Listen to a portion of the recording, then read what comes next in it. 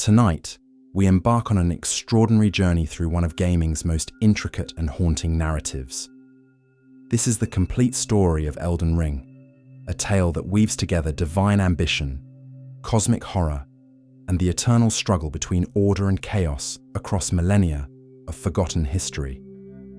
So settle in, dim the lights, and prepare yourself for an odyssey through the lands between, where gods walk among mortals, where death itself has been stolen, and where the very fabric of reality hangs by threads woven from ambition and betrayal. This is a story that begins not with heroes, but with the descent of something far more ancient and terrible than any mortal mind could comprehend. Long before kingdoms rose and fell, before the first stone of Lendil was laid, the universe itself was governed by forces that existed beyond the boundaries of mortal understanding. These were the outer gods, entities of such immense power and alien intelligence that they shaped reality according to their incomprehensible designs. Among these cosmic forces, one stood supreme in its influence over what would become known as the lands between. The greater will, a fundamental force that permeated the very essence of existence, looked upon the world with interest that transcended mere observation. This entity possessed a vision of perfect order, a design for reality that would eliminate chaos and establish harmony through absolute control. But divine will alone could not reshape a world. It needed an instrument, a vessel through which its power could be channeled and its vision made manifest. Picture, if you will, the endless void of space where celestial bodies drift in eternal dance. Among the countless stars that pierce the darkness, one began to move with purpose rather than chance. This golden star carried within it something precious beyond measure, something that would alter the course of history itself. The star bore no ordinary cargo, but rather a living embodiment of the greater will's design for order. The Elden Beast, a creature of pure cosmic energy and divine purpose, rode within that golden star as it traversed the infinite expanse. This was no random wandering, no accident of celestial mechanics. The greater will had chosen its destination with careful deliberation, selecting a realm where its vision could take root and flourish. The lands between awaited transformation.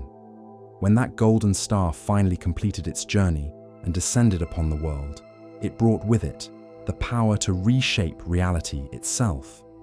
The Elden Beast emerged from its celestial vessel, carrying within its form the very concept of order made manifest. This was the Elden Ring in its primordial state, a collection of cosmic laws that would govern everything from the cycle of life and death to the fundamental forces that bind existence together. The Elden Ring was not merely a symbol of power, but rather a living system of cosmic legislation. Each component of this divine structure represented a different aspect of reality that could be controlled, modified, or reshaped according to the greater will's design. The ring contained great runes, fragments of universal law that governed concepts so fundamental that mortals could barely comprehend their significance. But even cosmic entities require earthly representatives to implement their grand designs. The greater will needed a champion, someone who could serve as both vessel and interpreter of its divine vision. This chosen one would need to possess qualities that set them apart from ordinary mortals, characteristics that would enable them to bear the weight of cosmic responsibility without being crushed beneath its immensity. The selection fell upon a member of the Numen race, beings who had originated from lands far beyond the current borders of the known world. These were not ordinary humans, but rather individuals whose very nature made them suitable vessels for divine power. Among the Numen walked one whose destiny would reshape the world itself, an individual whose name would become synonymous with both glory and tragedy. Queen Marika the Eternal emerged from obscurity to become the chosen vessel of the greater will.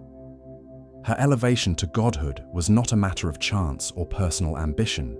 but rather the fulfillment of a cosmic design that had been set in motion with the arrival of the Golden Star. The Elden Beast, having completed its primary mission of delivering the ring to the world, now transformed itself into the very instrument of divine rule. As the Elden Ring took its final form, incorporating itself into the fabric of reality, it established the foundation for what would become known as the Golden Order. This was not merely a political system or religious doctrine, but rather a fundamental restructuring of how existence itself would operate. Under the guidance of Queen Marika and the power of the Elden Ring, the world would be governed by principles that reflected the Greater Will's vision of perfect order. The Golden Order established two core principles that would define reality itself. The first was regression, the inexorable pull that draws all things toward convergence and unity. This cosmic force ensures that everything eventually returns to its source, creating an endless cycle of birth, growth, decay, and rebirth that maintains the stability of existence. Nothing escapes this fundamental law, from the smallest blade of grass to the mightiest of gods. The second principle was causality, the invisible chain that links all actions to their consequences across time and space. Every choice made, every deed performed, creates ripples that spread throughout reality, connecting all living things in an intricate web of cause and effect. These two forces, regression and causality, work in harmony to maintain the cosmic balance that the Greater Will desires. To symbolize these principles and make them visible to mortal eyes, the Erd Tree began to grow. This was no ordinary plant, but rather a manifestation of divine will made physical. Towering above all other structures, reaching toward the heavens with branches that seemed to touch the very stars, the Erd Tree served as both beacon and reminder of the new order that governed the world.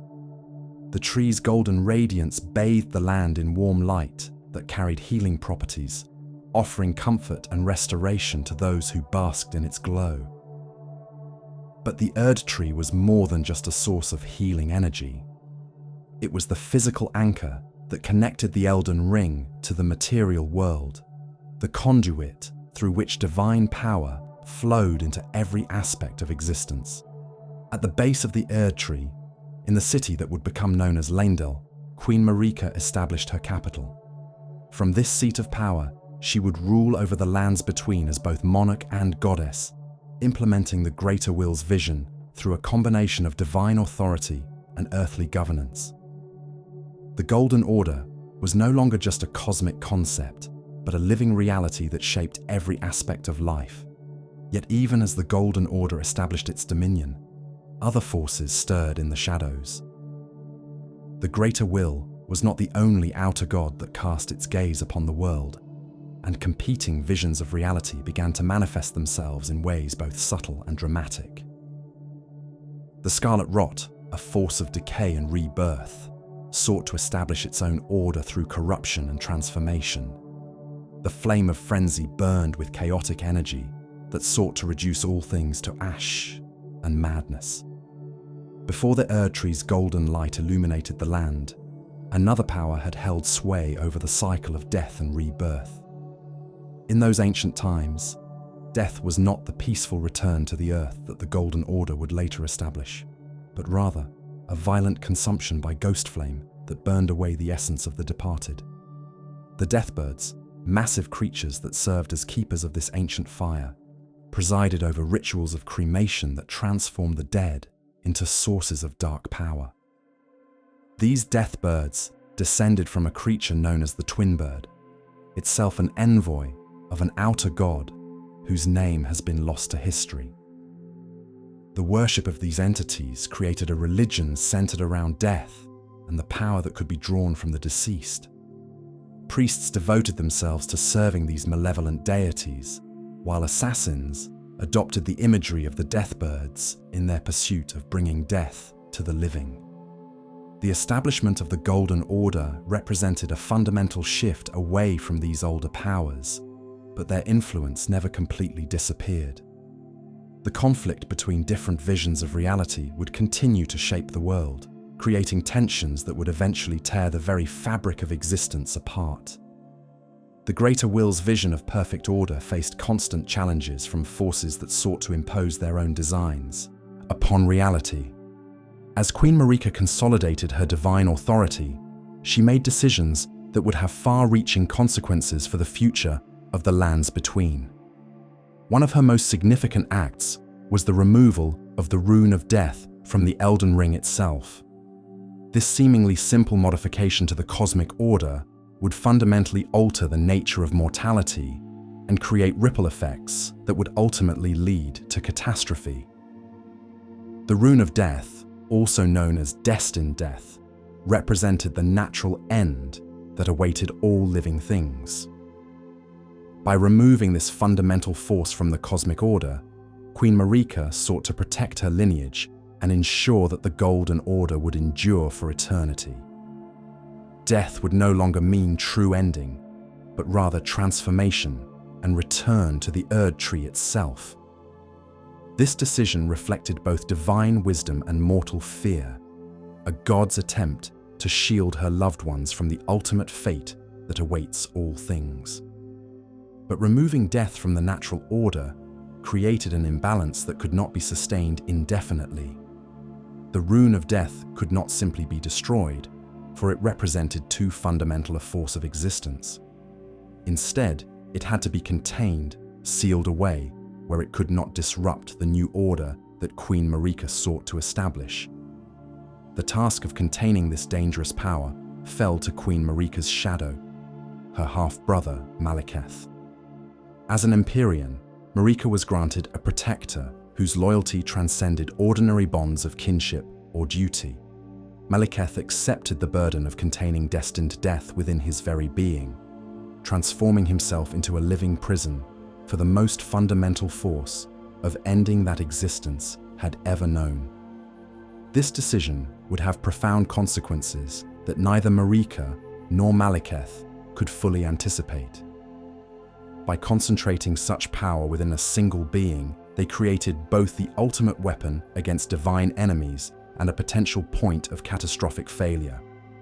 Maliketh became both protector and threat, a being whose very existence maintained the stability of the Golden Order while simultaneously representing its greatest vulnerability. The removal of the Rune of Death also drew the attention of those who served the ancient power of ending. The Gloam-eyed Queen, leader of the Godskin cult, wielded the power of destined death through divine flame that could slay even gods.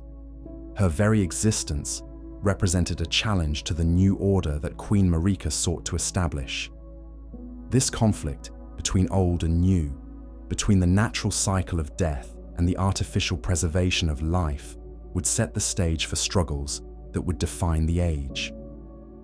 The Gloam-eyed Queen and her apostles represented more than just political opposition to Queen Marika's rule.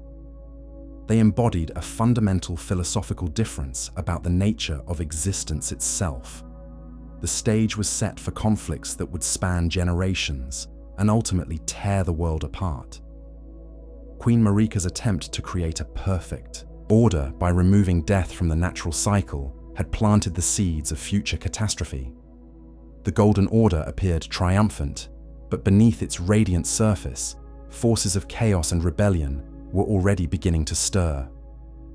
As we delve deeper into this cosmic tragedy, we will witness how divine ambition leads to mortal suffering, how the attempt to create perfect order inevitably breeds chaos, and how the actions of gods and mortals alike shape the destiny of an entire world. The complete story of Elden Ring is just beginning, and already we can see the cracks that will eventually shatter everything the Golden Order sought to preserve. The establishment of the Golden Order brought with it a period of unprecedented prosperity. But prosperity alone could not quench the thirst for power that burned within the hearts of those who opposed divine rule. Queen Marika's decision to alter the fundamental nature of death had created enemies who possessed both the will and the capability to challenge her authority directly. the glow-eyed queen emerged as the most formidable threat to the new cosmic order. Unlike other challengers who relied on political maneuvering or military might, she wielded something far more dangerous: the authentic power of destined death itself. Through her mastery of black flame, she commanded forces that could permanently destroy even divine beings, reducing gods to ash and memory. Her apostles, the Godskins, represented a perversion of devotion that chilled the blood of even the most hardened warriors. These fanatics did not merely kill their enemies. They performed grotesque rituals that involved removing the skin of fallen gods and incorporating these divine remains into their own flesh. This macabre practice granted them power while simultaneously serving as a declaration of their contempt for the supposed immortality that the Golden Order promised. The conflict between Queen Marika's forces and the glow-eyed Queen's cult was not merely a political struggle, but rather a war for the very soul of reality itself. On one side stood those who believed that death could be conquered, that order could be imposed upon chaos through divine will and careful planning. On the other stood those who embraced the ancient truth that all things must eventually end, that the cycle of death and rebirth was too fundamental to be safely altered. When battle finally erupted between these opposing forces, it shook the foundations of the world.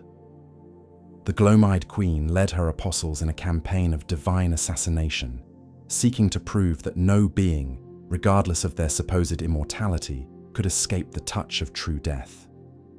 Their black flame weapons carved through divine flesh as easily as mortal, demonstrating that the Golden Order's promise of eternal life was nothing more than dangerous delusion. But Queen Marika possessed advantages that her enemies could not match. Chief among these was her shadow, Malekith, who carried within himself the concentrated essence of destined death. In a confrontation that would become legend, Malekith faced the glow-eyed queen in single combat, wielding the very power she claimed to serve against her own forces. The battle's outcome was never truly in doubt. While the glow-eyed queen commanded fragments of death's power, Malekith contained the totality of that force within his being. When their conflict reached its climax, he sealed away not only the rebellious queen, but also bound the true power of the black flame within his own essence, ensuring that such a challenge could never arise again. The defeat of the glow-eyed queen marked a turning point in the establishment of the Golden Order, but it also revealed the terrible price that maintaining artificial immortality would exact. Malekith, once Queen Marika's protector and confidant, had been transformed into something far more dangerous. An executioner whose blade could grant true death in a world where such release had become impossible. With the threat of divine assassination neutralized, Queen Marika turned her attention to the more conventional challenges of ruling a vast realm. The Golden Order required not just divine authority, but also earthly power, and for this, she needed a consort whose strength could complement her wisdom. Her choice would prove both inspired and tragically flawed. Godfrey emerged from the barbaric lands beyond civilization, a warrior whose savage prowess had earned him the name Huaralu among his people. But ambition burned within him, a desire to transcend his brutal origins and achieve something greater than mere conquest. When he pledged himself to Queen Marika's cause, he underwent a transformation that symbolized the civilizing influence of the Golden Order itself. To temper his boundless aggression and channel it toward constructive ends, Godfrey accepted a companion that would forever change his nature. Serosh, an ancient lion of tremendous wisdom and power, bonded with the warrior, becoming both advisor and restraint. This union created something unprecedented, a being who possessed the strength of a savage, but the judgment of a sage. As the first Elden Lord, Godfrey became the military arm of Queen Marika's divine will. Where she provided vision and cosmic authority, he offered the practical power needed to enforce that vision upon a world still filled with those who rejected the new order. Their partnership represented the perfect fusion of divine wisdom and mortal strength. Together, they produced children who embodied the potential of this divine union. Godwyn the Golden emerged as the epitome of everything the Golden Order sought to achieve. Noble in bearing, mighty in battle, and radiant with the divine grace that marked him as truly blessed. His golden hair became a symbol of legitimate rule, proof that the bloodline of the gods could produce worthy heirs. But the same union that produced such perfection also gave birth to horror. The twins Morgoth and Mog entered the world bearing the curse of the omen, their bodies twisted by horns, and their very existence a reminder that even divine blood could not guarantee purity. Their birth revealed a fundamental contradiction within the Golden Order's philosophy of perfection and divine favor. The treatment of these cursed children exposed the hypocrisy that lay beneath the Golden Order's claims of benevolence and justice. Rather than accepting them as beloved sons, Queen Marika and her court had them imprisoned in the deepest sewers of the capital, hidden away like shameful secrets that could not be acknowledged. Shackles bound their bodies, but the true chains were those of rejection and abandonment that would shape their destinies in ways their parents could never imagine. Even as Queen Marika consolidated her rule over the lands between, other forces gathered strength in the shadows of her golden empire. The Greater Will was not the only outer god that cast its influence upon the world, and competing visions of reality began to manifest themselves in ways that would eventually challenge the supremacy of the Erdtree itself. Deep beneath the royal capital, in chambers that had never known the touch of sunlight, merchants who had once traveled freely across the land found themselves branded as heretics for beliefs that predated the Golden Order. Their crime was not rebellion or violence, but simply maintaining traditions that conflicted with the new cosmic legislation that Queen Marika had imposed upon reality. The persecution of these nomadic merchants represented more than mere religious intolerance. It demonstrated the Golden Order's inability to accommodate diversity of thought or practice, revealing a fundamental weakness that would eventually prove catastrophic. By denying these people their freedom and burying them alive beneath the capital, the authorities unknowingly created the conditions for their own destruction. In their suffering and despair, the buried merchants reached out to forces that existed beyond the Golden Order's authority. Their anguish became a beacon that attracted the attention of another outer god, one whose nature was antithetical to everything the Greater Will represented. From their collective agony emerged the flame of frenzy, a chaotic force that sought not order, but the complete annihilation of all existence. This flame found its first human vessel in Shabriri, a man whose punishment for slander had left him blind and broken. The empty sockets where his eyes had been became conduits for the flame of frenzy, transforming him into something far more dangerous than any conventional enemy. He became the herald of entropy itself, a walking contradiction to the Golden Order's promise of eternal stability. The emergence of the flame of frenzy represented a new category of threat that Queen Marika had not anticipated. While she had prepared for challenges from rival gods and rebellious mortals, she had not considered the possibility that her own actions might give birth to forces dedicated to the complete destruction of reality itself. The seeds of her own downfall had been planted in the very foundations of her empire.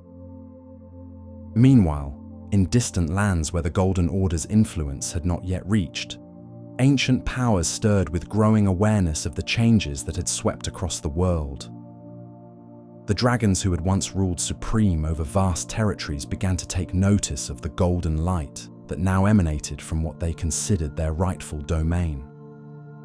These were not the lesser drakes that plagued travelers on lonely roads, but true ancient dragons whose scales were formed from gravel stone and whose breath carried lightning that had illuminated the skies since time immemorial. They possessed their own god and their own Elden Lord, remnants of an age when the world operated according to different principles entirely.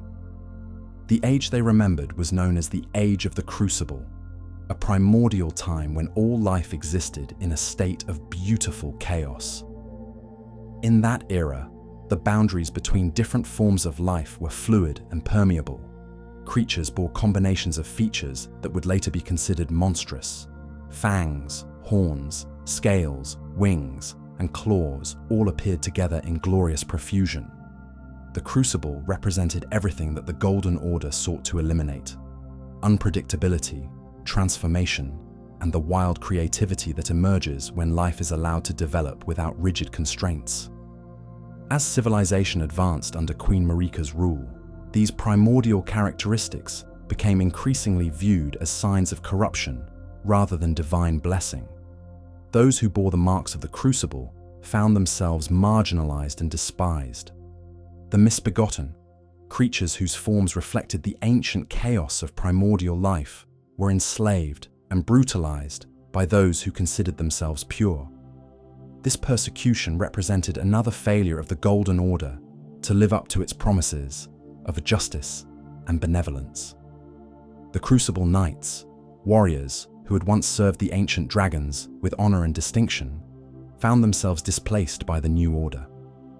Their armor and weapons, which glowed with the red-tinged gold that reflected the Erd Tree's primordial matter, marked them as relics of a bygone age. Some adapted to serve the new regime, but many others remained loyal to principles that the Golden Order had abandoned. When the dragons finally moved against Queen Marika's empire, they brought with them the fury of beings who had watched their world be systematically dismantled and replaced. Gransax, greatest of the ancient dragons, descended upon Lindell with all the terrible majesty of a living storm. His assault marked the only time in recorded history that the capital's supposedly impregnable walls were breached. The war that followed tested the strength of the Golden Order as nothing had before. Dragon lightning clashed against Erd Tree incantations in battles that lit up the sky and shook the earth. The ancient powers that had ruled the world before Queen Marika's ascension demonstrated that they would not surrender their dominion without extracting a terrible price. But the Golden Order possessed resources that the dragons had not anticipated. Chief among these was Godwyn the Golden, whose prowess in battle had already become legendary. When he faced the mighty Fortisax in single combat, something unprecedented occurred. Rather than simply defeating his enemy, Godwyn chose to offer friendship to the fallen dragon. This act of compassion transformed what could have been a war of extermination into something far more complex and meaningful. The friendship between Godwyn and Fortisax proved that the barriers between different forms of life were not insurmountable. That understanding could exist between beings of radically different natures. Their bond gave birth to the ancient dragon cult, a religious movement that found ways to honor both the Erd Tree and the dragons without betraying either. The cult's teachings revealed profound truths about the nature of reality itself. Both dragon scales and lightning were imbued with gold, demonstrating that the ancient powers and the new order shared common roots despite their apparent opposition. This discovery suggested that synthesis, rather than domination, might offer a path toward true harmony. Yet even this moment of transcendence carried within it the seeds of future tragedy.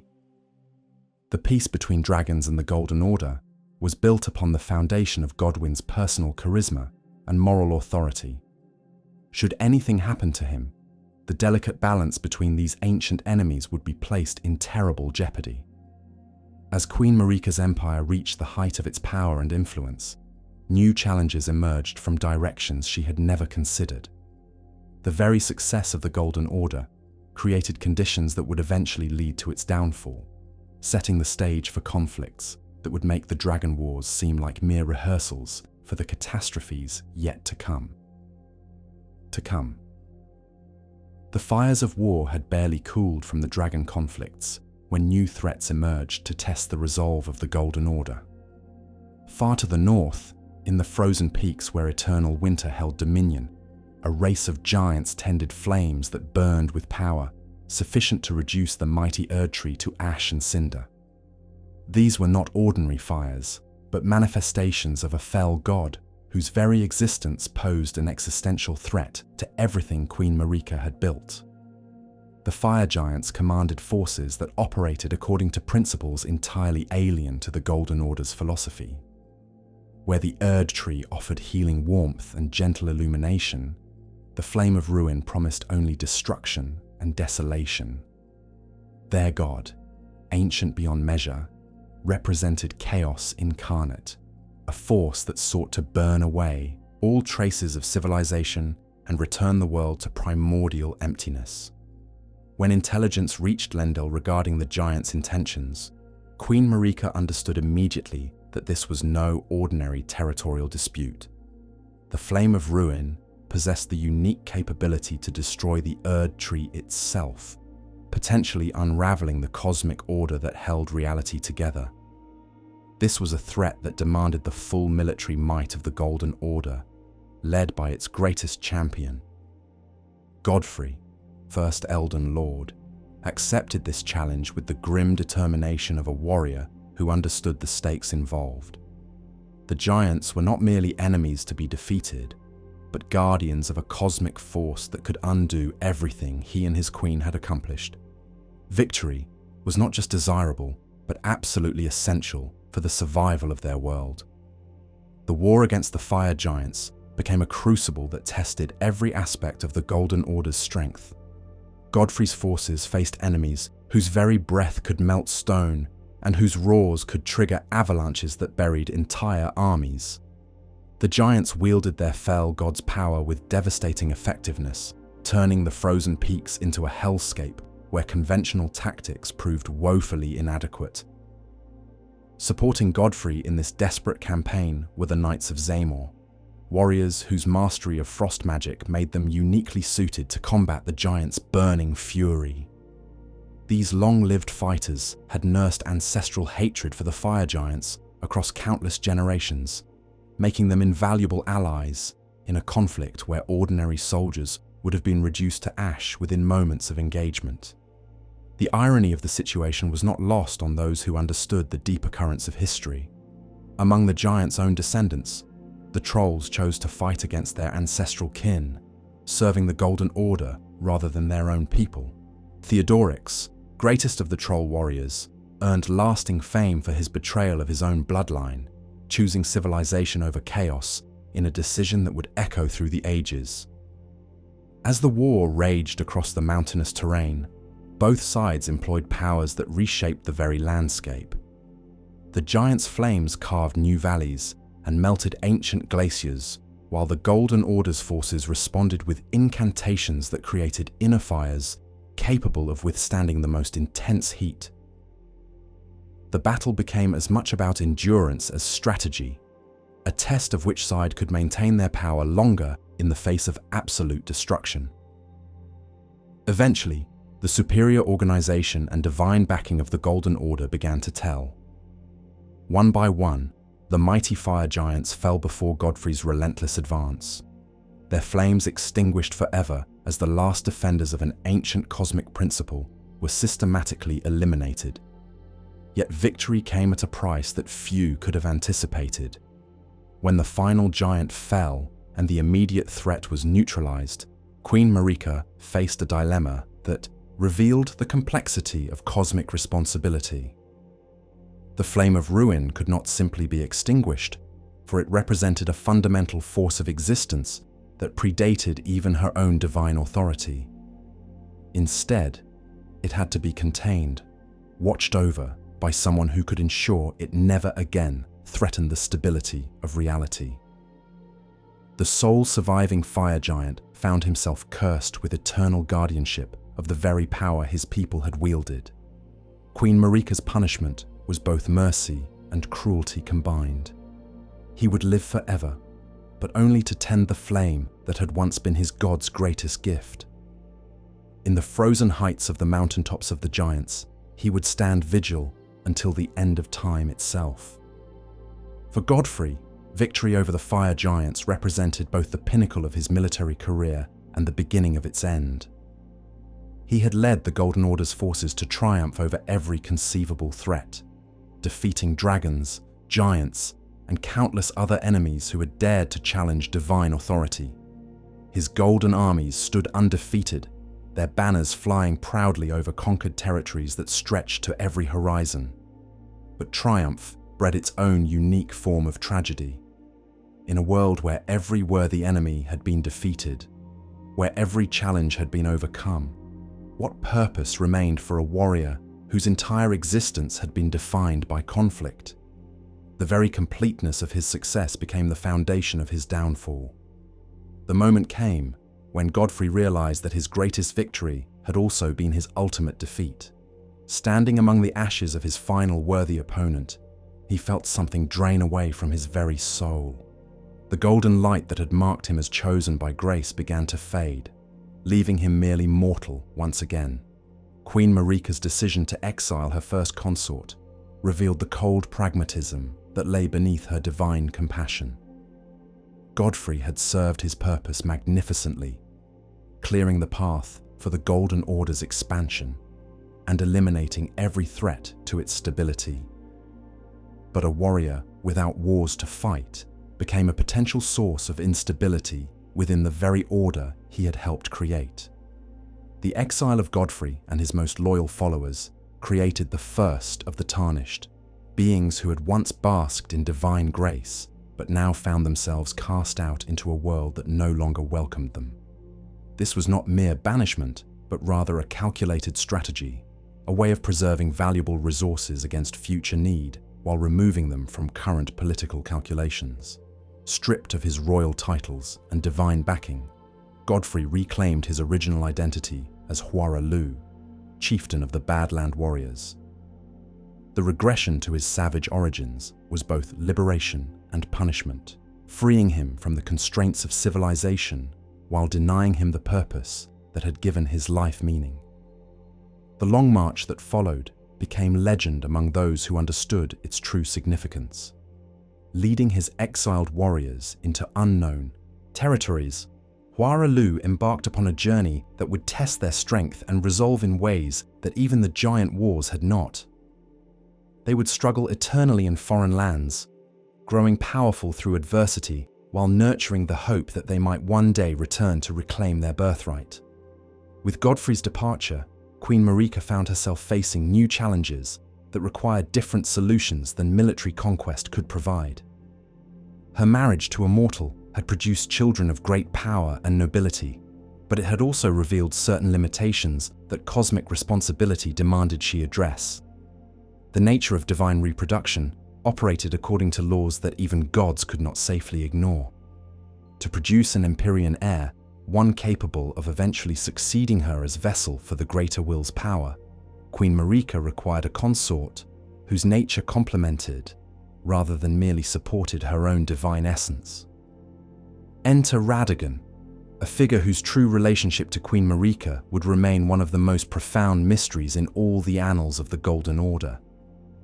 Whether he had always existed as part of her divine nature, or whether he emerged as a separate being created to fulfill specific cosmic requirements, his appearance marked a new phase in the evolution of divine rule. Radagon possessed qualities that made him uniquely suited to serve as Queen Marika's second consort. His flowing red hair marked him as different from the golden-haired nobility that dominated the capital, while his military prowess proved his worthiness to stand beside a goddess. Yet beneath these surface characteristics lay deeper truths that would only become apparent with time. The campaigns Radagon led against the Academy of Raya Lucaria revealed both his tactical brilliance and his capacity for transformation. Initially sent to bring the scholars under the Golden Order's authority through force, he found himself facing opponents whose mastery of sorcery proved equal to his military might. The war that followed tested both sides to their limits without producing a clear victor. Queen Rennala of the Full Moon emerged as Radagon's greatest challenge and ultimately his salvation. Her command of lunar magic and leadership of the Glintstone Knights created a formidable opposition that conventional military tactics could not overcome. The Academy's scholars fought with the desperation of those defending not merely territory, but the very foundations of their understanding of reality. The stalemate that developed between the forces of the Erdtree and the Academy revealed the limitations of pure military conquest in dealing with opponents who possessed genuine cosmic authority. Neither side could achieve decisive victory through force alone, creating conditions that demanded more creative solutions. Radagon's decision to court Queen Rennala, rather than continue the futile war, demonstrated a wisdom that transcended mere tactical thinking. By offering marriage instead of continued conflict, he transformed potential enemies into valuable allies while gaining access to powers that the Golden Order had previously lacked. The union between Radagon and Queen Rennala represented more than personal affection or political convenience. It symbolized the synthesis of different approaches to cosmic truth, the marriage of faith and reason, of divine revelation and scholarly inquiry. Their wedding at the Church of Vows marked the beginning of a new era in which the Golden Order expanded its understanding to encompass previously foreign concepts. From this union emerged 3 children whose destinies would shape the future of the lands between in ways their parents could never have anticipated. Radan, Rykard, and Ranni each inherited aspects of both their parents' natures, creating unique combinations of power and purpose that would eventually challenge the very foundations of the world their grandmother had created. Radan emerged as a warrior whose physical might rivaled that of his legendary step-grandfather Godfrey. From childhood, he idolized the first Elden Lord, adopting lion imagery in honor of his hero, while developing strength that eventually grew beyond all reasonable proportions. His devotion to his scrawny horse, Leonard, led him to master gravitational magic, demonstrating the lengths to which love and loyalty could drive even the mightiest of demigods. But Radan's greatest achievement lay not in his personal strength, but in his cosmic responsibility. Through sheer force of will and mastery of gravity, he held back the very stars themselves, preventing their movement from disrupting the delicate balance of fate that governed mortal lives. This was service on a scale that few could comprehend, the willing acceptance of eternal burden for the greater good. Rykard chose a different path entirely, one that led him into the volcanic depths of Mount Gelmir, where ancient powers slumbered beneath layers of stone and flame. His pursuit of forbidden knowledge and blasphemous sorceries marked him as fundamentally different from his more conventional siblings, a seeker of truth who cared little for the moral implications of his research. The discovery of ancient hexes and serpent worship in Gelmir's depths awakened something dangerous within Rykard's soul. Power called to power, and the young demigod found himself drawn inexorably toward forces that predated and potentially threatened the Golden Order itself. His path would lead to transformations so complete that he would cease to be recognizably human.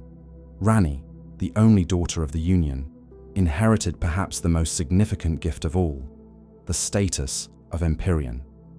This marked her as a potential successor to Queen Marika herself, a being capable of serving as vessel for cosmic forces that transcended mortal understanding.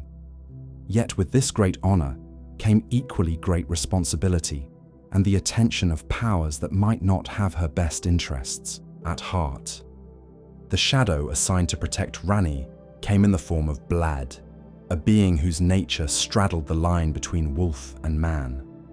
Raised as her foster brother, he became both guardian and companion, sworn to defend her against all threats, while serving as a constant reminder of the cosmic forces that shaped her destiny. As these children grew to maturity, the political landscape of the lands between continued to evolve in response to changing circumstances. The marriage between Radagon and Queen Rennala had brought temporary peace between the Erdtree and the Academy, but this stability masked growing tensions that would eventually tear the realm apart. The relationship between Radagon and Queen Rennala began to show signs of strain as cosmic responsibilities competed with personal affection. The call of duty to serve the greater will's purposes proved stronger than matrimonial bonds, setting the stage for betrayals that would echo through generations. When news arrived that Queen Marika's first consort had been exiled and that she required a new partner to continue the divine lineage, Radagon faced an impossible choice between love and destiny. The decision he made would reshape the political map of the lands between while setting in motion events that would ultimately lead to cosmic catastrophe. The abandonment of Queen Rennala marked more than the end of a marriage. It represented the beginning of a new phase in the Golden Order's evolution. With Radagon as her second Elden Lord, Queen Marika gained a consort whose nature complemented her own in ways that promised to produce offspring of unprecedented power and potential. Yet this union, seemingly perfect in its cosmic logic, carried within it the seeds of its own destruction. The children born from this divine partnership would indeed possess extraordinary abilities, but they would also bear curses that reflected the fundamental contradictions inherent in their creation. The stage was set for tragedies that would make all previous conflicts seem like mere preparation for the real catastrophe yet to come. Yet to come. The union between Queen Marika and Radagon produced twins whose very existence would challenge everything the Golden Order claimed to represent. Malenia and Miquella entered the world bearing afflictions that no amount of divine power seemed capable of healing, their suffering a stark reminder that even gods could not escape the consequences of their choices. Malenia emerged cursed with the scarlet rot, a corruption that ate away at her flesh while granting her terrible power. The disease claimed her sight and limbs, transforming what should have been a blessing of divine birth into a constant struggle against forces that sought to consume her from within. Yet rather than surrender to despair, she channeled her suffering into purpose, becoming the blade of Miquella with devotion that transcended mere sibling loyalty. Her training under a blind swordsman became the foundation of her legendary skill. This mysterious figure, who had once sealed away the very god of rot that now plagued Malenia, understood better than anyone the challenge she faced. His instruction went beyond mere technique, teaching her that stillness meant death, that only through constant motion could she resist the corruption that sought to claim her soul. The flowing sword style that emerged from this tutelage transformed Malenia into something beyond mortal comprehension. Her blade work achieved a poetry of violence that few could match, each movement flowing into the next like water, finding its inevitable path. She became one with her weapon and her purpose, dancing on the edge between life and death, with grace that belied the rot eating away at her body. Miquella faced his own unique torment, trapped forever in the body of a child, despite possessing wisdom and power that rivaled any adult. His curse of eternal youth prevented him from achieving the physical maturity that his divine nature demanded, creating a being of tremendous capability, constrained within inadequate form. Yet this limitation only strengthened his resolve to transcend the boundaries that others accepted as immutable. The bond between the twins transcended ordinary family affection, becoming something closer to symbiosis. Miquella devoted his considerable intellect to finding cures for both their afflictions, while Malenia served as his sword arm and protector.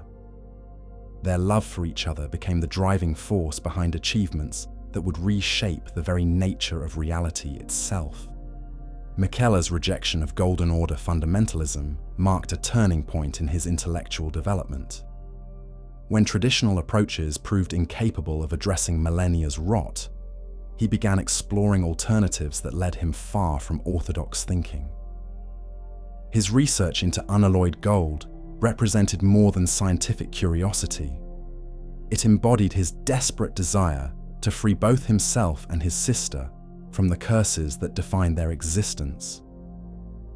The needles Miquella crafted from this pure gold possessed properties that could ward away the influence of outer gods themselves. These instruments represented hope made manifest, proof that divine curses were not necessarily permanent fixtures of reality. Through careful application of these needles, he achieved temporary respite from the rot's advance, buying precious time to develop more comprehensive solutions. The halig tree that Miquella grew as an alternative to the Erd tree embodied his vision of a more inclusive cosmic order. Where the Golden Order demanded conformity and rejected those who failed to meet its standards of purity, the halig tree welcomed the forsaken and the cursed. Under its branches, those whom society had abandoned could find acceptance and purpose. This sanctuary became a beacon of hope for the misbegotten, the Albinaurics, and countless others who had been deemed unworthy by the prevailing orthodoxy. Miquella's compassion extended to beings that most nobles would not even acknowledge as truly alive, demonstrating a moral vision that transcended the narrow prejudices of his age.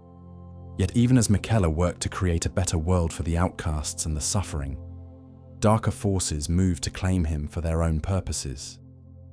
His status as an Empyrean made him valuable to those who sought to overthrow the existing order, while his curse of eternal youth rendered him vulnerable to predators who saw opportunity in his apparent helplessness. The Lord of Blood, Morg, harbored ambitions that centered around claiming Miquella as his consort in a new dynasty dedicated to the formless mother. This outer god craved wounds and suffering, finding in Morg's accursed blood the perfect conduit for her influence upon the world. The union she envisioned would create a realm where pain became sacred and violence achieved divine significance. Morg's abduction of the slumbering Miquella represented more than mere kidnapping. It constituted an assault upon the very possibility of redemption that the young Empyrean embodied. By removing him from the halig tree and imprisoning him within a cocoon of blood, Morg sought to corrupt the one being who offered genuine hope for healing the world's wounds. Meanwhile, the political situation in Laonia deteriorated rapidly following Radagon's abandonment of Queen Rennala. The heartbroken queen retreated into obsession with the amber egg her departed husband had left behind, losing herself in futile attempts to recreate the children she could no longer bear naturally. Her grief became a prison that trapped her within the Academy's highest tower. The scholars and soldiers who had once revered Queen Rennala as their undisputed leader began to recognize the depth of her breakdown. The woman who had commanded their respect through strength and wisdom now appeared as nothing more than a broken figure, clutching desperately to memories of better times. Their disillusionment opened the door to rebellion. The Cuckoo soldiers, given free rein by Academy leadership that no longer trusted their queen's judgment, launched brutal campaigns against the Carian royal family. These mercenaries had always been known for their ruthless methods, but now they directed their violence against those who had once been their allies and protectors. The siege of Caria Manor became a test of everything the royal family had built over generations. Princess Ranni, despite her youth, demonstrated tactical brilliance that outmatched the experienced soldiers arrayed against her forces. The Carian retaliation sorcery proved devastatingly effective against attackers who had expected easy victory over a supposedly defenseless target. The defeat of the Cuckoo forces sent shockwaves throughout Laonia, establishing Princess Ranni as a formidable power in her own right. Yet victory came at a cost that would influence her thinking for years to come. She had learned that betrayal could emerge from the most trusted sources, and that power alone provided no guarantee of security or happiness. As these domestic conflicts raged across the realm, Queen Marika continued her work of cosmic architecture, making adjustments to the Elden Ring that would have consequences far beyond her immediate intentions. Each modification to the fundamental structure of reality created ripple effects that touched every aspect of existence. The removal of the Rune of Death had already demonstrated how seemingly beneficial changes could produce unexpected complications. Now, other adjustments to the cosmic order began manifesting their own unintended consequences, creating instabilities that would eventually threaten the very foundations of the world. The Tarnished, exiled beyond the borders of the known world, began their long march under conditions that tested every aspect of their character and resolve. Led by the former First Elden Lord, now reclaimed as Huaralu, they ventured into territories where the Golden Order's protection could not reach them. These lands beyond the lands between operated according to different principles, following cosmic rules that predated or contradicted the greater will's authority. Here, the exiled warriors encountered challenges that forced them to develop new forms of strength, growing powerful through adversity in ways that comfortable life within the Empire could never have achieved. The struggles they faced served Queen Marika's ultimate purpose, though few understood the true scope of her planning. Each hardship endured by the Tarnished added to their capability, preparing them for roles they could not yet imagine. The exile that seemed like punishment was actually preparation for responsibilities that would one day require every ounce of strength they could develop.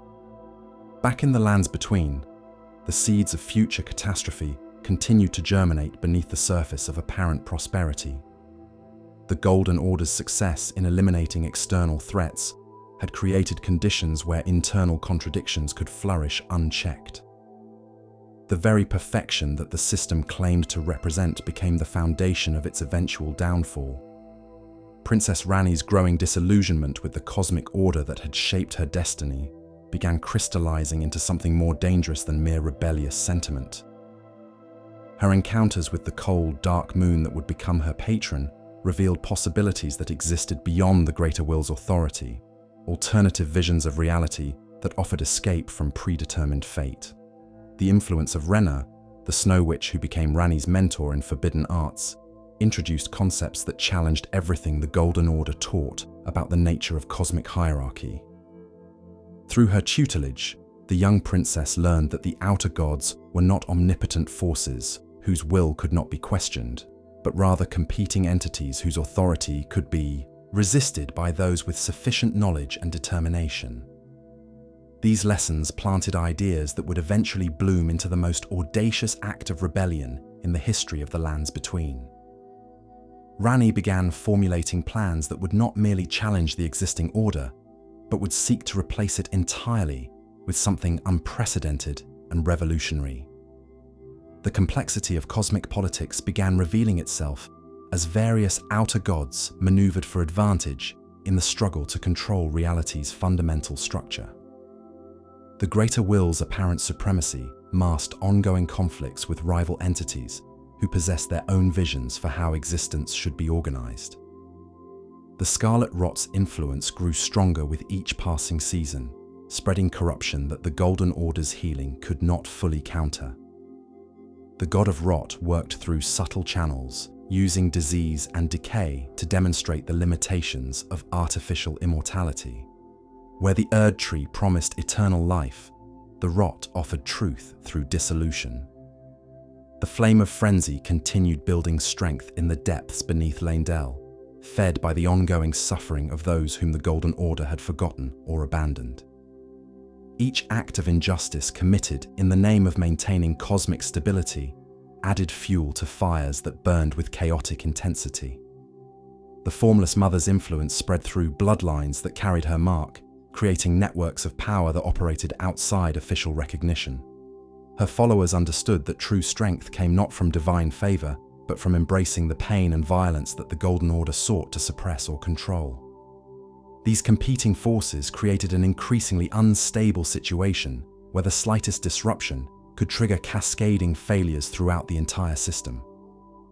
The Golden Order's rigidity, which had once been its greatest strength, now became a vulnerability that enemies could exploit with devastating effectiveness.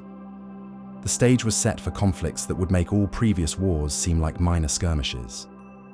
When the final confrontation came, it would not be a battle between armies, but a struggle for the very soul of reality itself, with consequences that would echo across dimensions and through time itself. As tensions reached their breaking point across the lands between, a conspiracy began forming in shadows that would forever alter the course of history. The threads of this plot stretched across realms and through bloodlines, connecting unlikely allies in pursuit of a goal so audacious that its very conception challenged the fundamental assumptions upon which the Golden Order had been built. Princess Ranni, guided by the cold wisdom of her dark moon and the teachings of the Snow Witch Ranni, had arrived at a conclusion that would have horrified her grandmother. the Greater Will's vision of eternal order was not salvation, but imprisonment, a cosmic cage that denied the possibility of genuine growth or transformation. To achieve true freedom, the entire system would need to be dismantled from within. The plan she conceived required sacrifices that would test the limits of even her considerable resolve. To escape her predetermined fate as a vessel for the Greater Will's power, Ranni would need to destroy her own divine flesh while preserving her soul in a form that could resist cosmic manipulation. This was not merely suicide, but rather a form of metamorphosis that would fundamentally alter her nature. The ritual demanded not one death, but two, a balanced exchange that would shatter the curse mark of death itself. While Ranni prepared to sacrifice her own divine form, another victim was required to complete the cosmic equation. Her choice fell upon her half-brother Godwyn, whose golden perfection made him the ideal candidate for the role destiny had assigned him. The recruitment of the Black Knife assassins represented perhaps the most delicate aspect of the entire conspiracy. These women were not ordinary killers, but rather new men whose connections to Queen Marika herself ran deeper than most suspected. Their participation in the plot suggested layers of betrayal that extended to the very heart of the royal family. The weapons they would wield required preparation that bordered on the blasphemous. Fragments of the Rune of Death, stolen from Malekith's supposedly impregnable custody, were forged into daggers capable of delivering true ending even to divine beings. The ritual magic required for this transformation drew upon knowledge that predated the Golden Order itself. Ranni's collaboration with her brother Rykard added another dimension to the conspiracy's scope. The Lord of Blasphemy possessed his own reasons for opposing the established order, his research into ancient sorceries having revealed truths that the Golden Order preferred to keep hidden. His contribution of additional rune fragments provided insurance against potential failure, while demonstrating the depth of noble discontent with their grandmother's regime. The night chosen for the assassination carried symbolic weight that enhanced the ritual's power. Under the cover of darkness, when the Erdtree's light seemed dimmed and the boundaries between life and death grew thin, the conspirators moved to implement their desperate gambit. The very air seemed to thicken with anticipation as cosmic forces aligned for unprecedented transformation. Godwyn the Golden met his fate with the nobility that had defined his entire existence. Whether he understood the true purpose behind his assassination remains unknown, but his death served as the catalyst for changes that would reshape reality itself. The Blessed Prince became the first demigod to taste true ending, his passing marking the conclusion of an age of innocence. Simultaneously, in chambers prepared specifically for her own destruction, Princess Ranni enacted the parallel ritual that would preserve her consciousness while destroying the flesh that bound her to the Greater Will's service. The dolls she had crafted to house her soul represented months of careful preparation, ensuring that her essential self would survive the transition. The moment of dual death sent shockwaves through the cosmic order that no amount of divine preparation could have anticipated. The curse mark of death, which should have formed a complete wheel symbolizing the totality of ending, instead fractured into two half circles. Godwyn's soul perished while his body endured, creating an abomination that defied the natural order. Ranni's flesh died while her spirit escaped into artificial refuge, achieving a form of existence that had never before been attempted. The immediate aftermath of this unprecedented event revealed the true scope of its consequences. Deathroot began spreading from Godwyn's undying corpse, carried by the Erdtree's own root system throughout the lands between. This corruption gave birth to those who live in death, beings trapped between existence and ending in a state that violated every principle upon which the Golden Order had been founded. Queen Marika's response to her son's murder revealed the depth of her maternal anguish and the terrible clarity of her divine rage. The loss of Godwyn represented more than personal grief. It constituted a fundamental challenge to the cosmic system she had spent millennia perfecting. If her most beloved child could be killed despite all her precautions, then no amount of power could guarantee safety or stability. The revelation that the assassination had been orchestrated from within her own family added betrayal to grief, creating a toxic mixture of emotions that overwhelmed even divine restraint. The granddaughter she had trusted to continue the Golden Order's legacy had instead chosen to destroy it, demonstrating that blood ties meant nothing in the face of cosmic ambition. Driven by fury and desperation, Queen Marika made a decision that would forever mark her as either the greatest traitor or the most courageous revolutionary in the history of the lands between. If the Greater Will's system could not protect those she loved most, then that system deserved to be destroyed, regardless of the consequences. The hammer that shattered the Elden Ring had been forged in her homeland of Numen, its creation representing a return to origins that predated her elevation to godhood. With each blow against the cosmic artifact that had defined her existence, Queen Marika struck not only at the symbol of her authority, but at the very foundations of ordered reality itself. Radagon's desperate attempts to repair the damage revealed the fundamental split that had always existed within their shared existence. While Marika sought to destroy the system that had failed her, Radagon remained loyal to the cosmic order that had shaped his identity. Their conflict became both personal struggle and cosmic war, a battle for the soul of divinity itself. The Greater Will's retribution was swift and merciless. Golden spears of pure order pierced Queen Marika's flesh, transforming the rebellious goddess into a hollow puppet suspended within the Erd Tree's heart.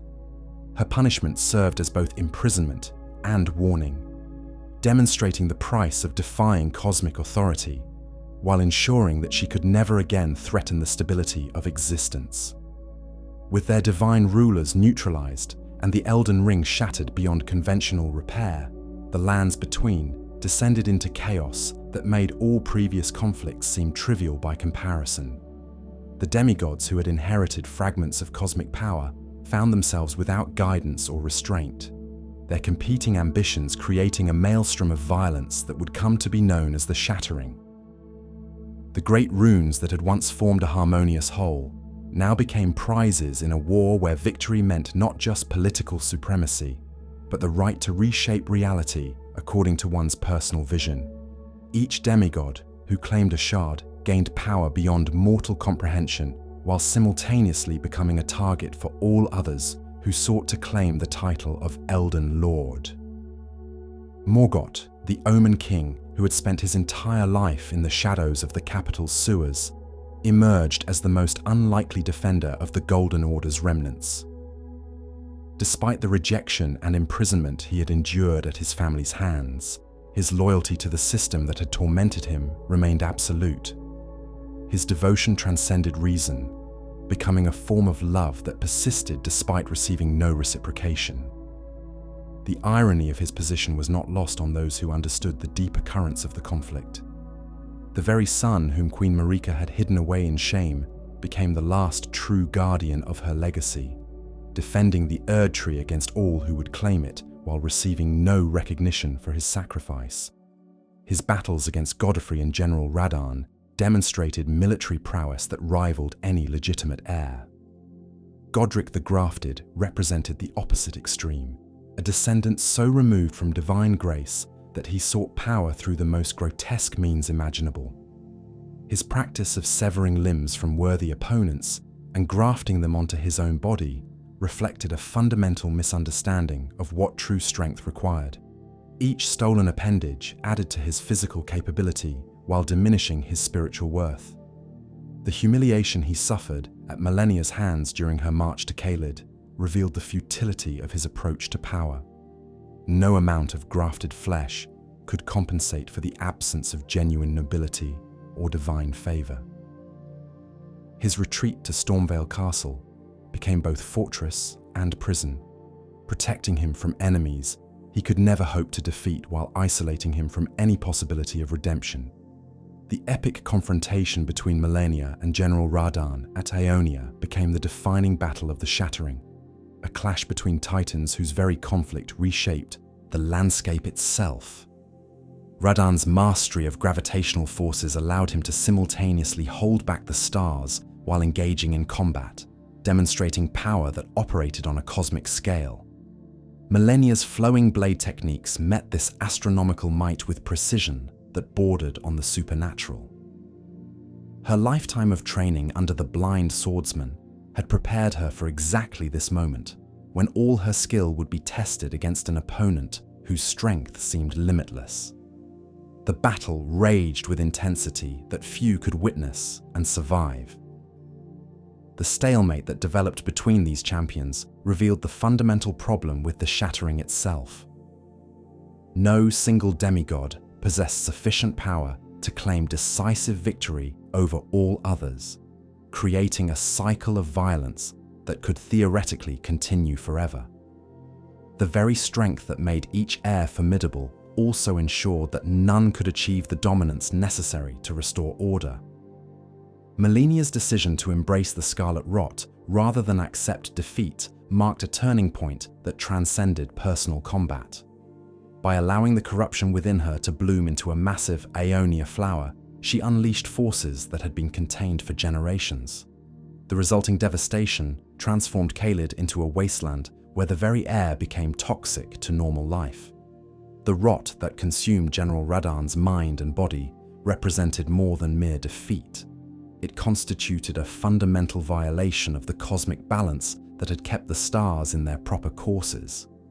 As his consciousness deteriorated, his grip on gravitational forces began to weaken, threatening to unleash stellar movements that could reshape fate itself. Yet even in his madness, Radahn maintained enough coherence to continue his cosmic duty. The festival held in his honor by the Redmane Knights acknowledged both his heroic past and his tragic present, celebrating a champion whose sacrifice had protected the world even as it destroyed him personally. Their loyalty transcended his transformation, honoring the being he had been rather than mourning what he had become. The aftermath of Ionia left both combatants fundamentally changed. Malenia's injuries forced her into a slumber that would last for years, her body slowly regenerating, while her mind processed the full implications of what she had unleashed. The rot that had been her curse now threatened to become her defining characteristic, transforming her from the blade of Miquella into something far more dangerous. Finley's heroic journey, carrying the unconscious Malenia back to the Haligtree, became the stuff of legend, demonstrating loyalty that surpassed all reasonable limits. Through enemy territory and hostile wilderness, the faithful knight bore her burden without complaint, understanding that the fate of more than just one demigod hung in the balance. Meanwhile, Rykard's transformation into something beyond recognition proceeded with horrifying inevitability.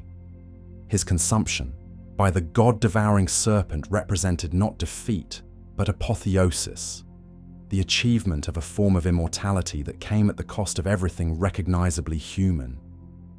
The vision he glimpsed in his final moments showed a world consumed by endless appetite, transformed into fuel for desires that could never be satisfied. The man-serpents that emerged from his volcanic domain embodied this philosophy of consumption, taken to its logical extreme. These creatures serve not from loyalty or fear, but from shared hunger, understanding that their lord's vision promised a form of existence where all barriers between self and other would be dissolved through digestion. Mohg's establishment of his dynasty in the depths beneath the world represented another form of cosmic rebellion, one that sought to replace the greater will's order with something fundamentally different.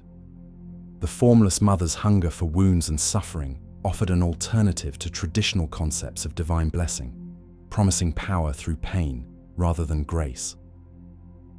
The abduction of Miquella struck at the heart of everything the young Empyrean had sought to achieve. His vision of a more inclusive cosmic order, embodied in the Haligtree's welcoming embrace of the Forsaken, now faced corruption by forces that valued suffering over healing. The cocoon that imprisoned him became both womb and tomb, a space where transformation could occur, but at costs that might prove too terrible to bear. Princess Ranni's withdrawal from the immediate conflicts allowed her to pursue goals that transcended the petty squabbles over great runes and political authority. Her vision of an age of stars represented not mere regime change, but fundamental cosmic revolution, the replacement of all outer gods' influence with something entirely unprecedented. Working with her remaining allies in the ruins of Carrier Manor, she began implementing plans that had been years in the making. The recovery of hidden artifacts and the completion of ancient rituals would eventually provide the key to escaping not just the Greater Will's authority, but the entire system of divine governance that had shaped reality since time immemorial.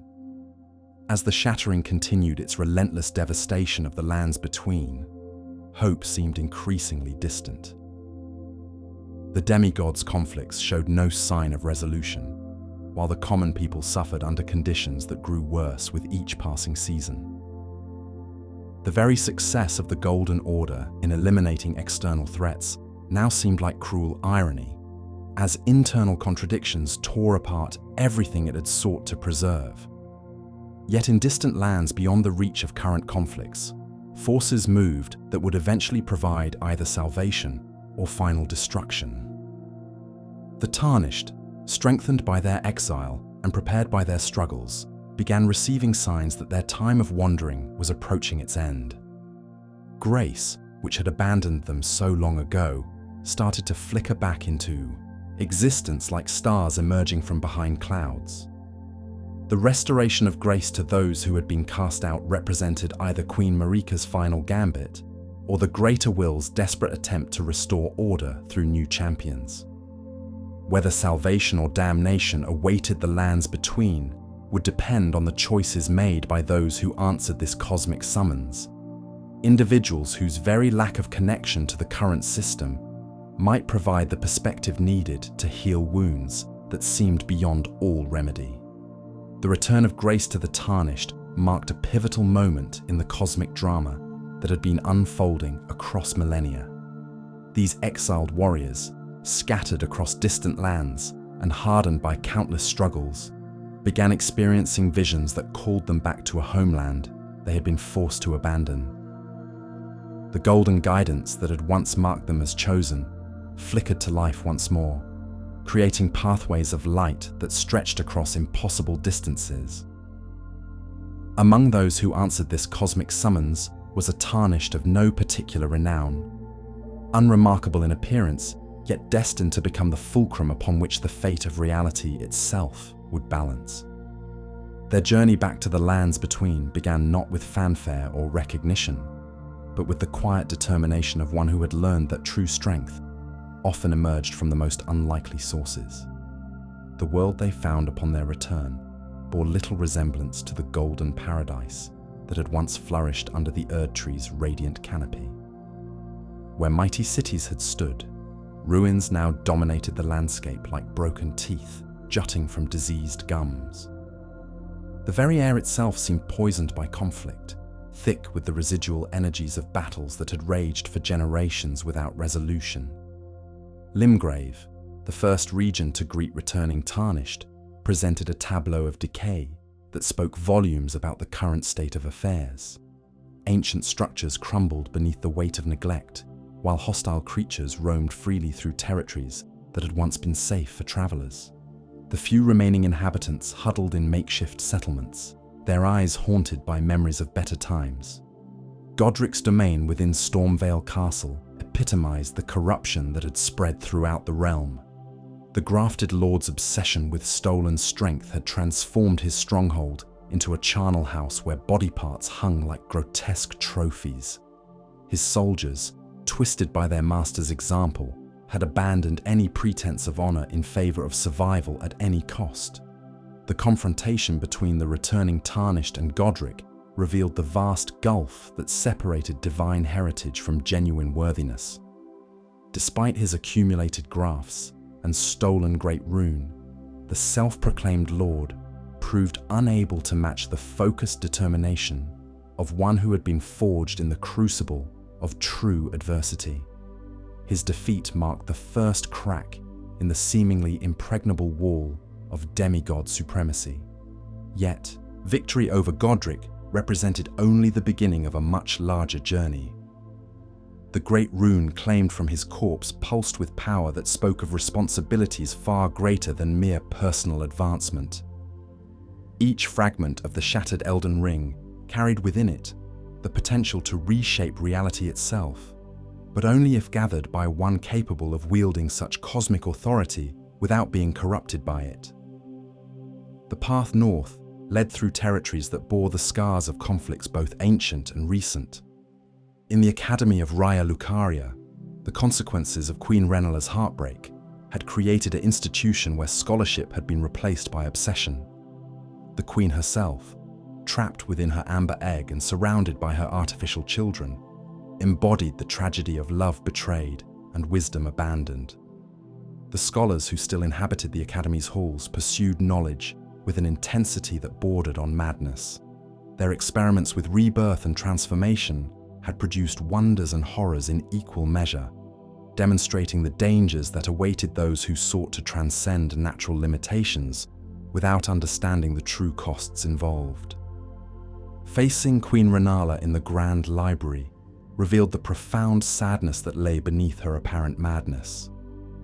The woman who had once commanded respect through intellect and power now seemed little more than a broken doll, clinging to memories of happiness that could never be reclaimed. Yet beneath this facade of defeat, traces of her former greatness still flickered, waiting for the right catalyst to reignite them. The intervention of Princess Ranni during this confrontation provided the first hint that greater forces were at work behind the scenes of apparent chaos. Her projection appeared at the moment of her mother's greatest vulnerability, demonstrating both protective instinct and the complex web of relationships that still bound the royal family together, despite their various betrayals and transformations. The revelation of Ranni's continued existence, despite reports of her death during the Night of Black Knives, opened new questions about the true nature of the conspiracy that had shattered the Elden Ring. Her survival in doll form suggested planning and foresight that extended far beyond simple revenge or political maneuvering. This was strategy on a cosmic scale, requiring patience and sacrifice that few could comprehend. Caelid presented an entirely different category of challenge, its landscape transformed into a nightmare realm where the very ground pulsed with malevolent life. The Scarlet Rot had claimed this territory so completely that normal rules of biology no longer applied. Trees grew in impossible configurations, while creatures mutated into forms that defied classification. General Radahn's fate served as a grim reminder of how completely the rot could corrupt even the mightiest champions. The hero who had once held back the stars themselves now wandered his blighted domain as a mindless beast, his legendary strength turned against everything he had once sought to protect. The festival held in his honor by the remaining Redmane Knights spoke to loyalties that transcended physical transformation. The battle against the Mad General tested every aspect of the tarnished champion's growing power.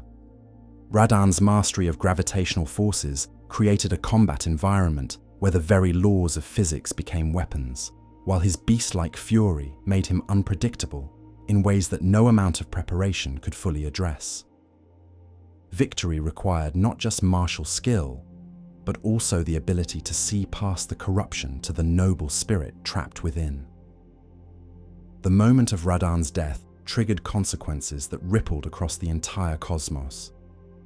With his gravitational control finally severed, the stars resumed their ancient dance, setting in motion events that had been held in stasis for generations.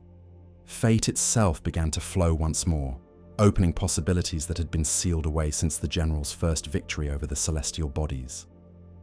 Meanwhile, in the underground regions beneath the lands between, other dramas played out with implications that extended far beyond their hidden venues. The Eternal Cities, once proud centers of civilization, now stood as monuments to the dangers of defying cosmic order. Their inhabitants had been transformed into silver tears, their consciousness preserved but their original forms lost forever. The Nox people's attempt to create their own Lord of Night had drawn the ire of the Greater Will, resulting in punishment that served as a warning to all who might consider similar rebellions. Their cities, buried beneath tons of earth and stone, had become repositories of forbidden knowledge that few dared to explore. Yet within these buried realms, artifacts of immense power waited for those brave enough to claim them. The Fingerslayer blade, forged from meteoric ore and imbued with the power to harm even the cosmic entities that served outer gods, represented hope for those who sought to challenge the established order. Its very existence proved that the cosmic hierarchy was not as invulnerable as it appeared. The depths beneath Leyndell revealed even darker secrets, chambers where the frenzied flame burned with intensity that threatened to consume all of reality. The merchants who had been buried alive for their supposed heresy had become conduits for chaos itself, their suffering transformed into a force that sought the destruction of everything the Golden Order had created. Hayeta's pilgrimage through the underground passages brought the tarnished face to face with cosmic forces that operated according to principles entirely alien to conventional understanding. The Three Fingers, servants of the god of the frenzied flame, offered power that came at the ultimate price: the incineration of all life and the return of existence to primordial unity. The choice presented by these cosmic entities revealed the true scope of the challenges facing anyone who sought to repair the shattered world. Simple restoration of the previous order might not be possible, and alternative solutions carried their own terrible costs. The path forward required wisdom that transcended personal desire or conventional morality. In Volcano Manor, Rykard's transformation had reached its horrifying culmination. The Lord of Blasphemy had achieved a form of immortality that mocked everything divine succession was supposed to represent. His serpentine form coiled through chambers where his followers fed him the bodies of those who opposed their blasphemous cause. The Serpent Hunter spear, wielded by those brave enough to challenge the god-devouring serpent, offered the only means of confronting a being whose very existence violated natural law. The weapon's ability to manifest blades of light when facing immortal serpents suggested that some cosmic principles remained inviolate, despite all attempts to subvert them. Rykard's final words, promising that his family would continue his work regardless of his personal defeat, revealed the depth of corruption that had spread through the royal bloodline. The ambitions he represented could not be eliminated simply by destroying his physical form, for they lived on in the hearts of those who shared his vision of universal consumption. The capital city of Leyndell presented the ultimate test of worthiness for any who would claim the title of Elden Lord. Morgott, the Omen King, had transformed the Golden City into an impregnable fortress where every street and building served defensive purposes. His knowledge of the capital's layout, gained through decades of imprisonment in its depths, made him a formidable opponent on his home ground. The battle against Morgott revealed the tragic nobility of a being who had been rejected by everyone he sought to protect. His loyalty to the Golden Order transcended reason, becoming a form of love that persisted despite receiving no reciprocation. Even as his cursed blood burned with the power of his great rune, he fought not for personal glory, but for the preservation of an ideal that had never truly accepted him. Victory over the Omen King opened the path to the Erd Tree itself, but the great tree's thorns refused entry to any who lacked the flame necessary to burn them away. This final barrier revealed that even claiming multiple great runes was insufficient to restore the shattered order. Something more was required, a sacrifice that would test the very foundations of the champion's commitment to their chosen path. The journey to the mountaintops of the giants provided the key to overcoming this obstacle, but at a cost that few could have anticipated. The fire giant, eternal guardian of the flame of ruin, represented both the last remnant of his people and the keeper of forces capable of destroying everything the Erdtree represented.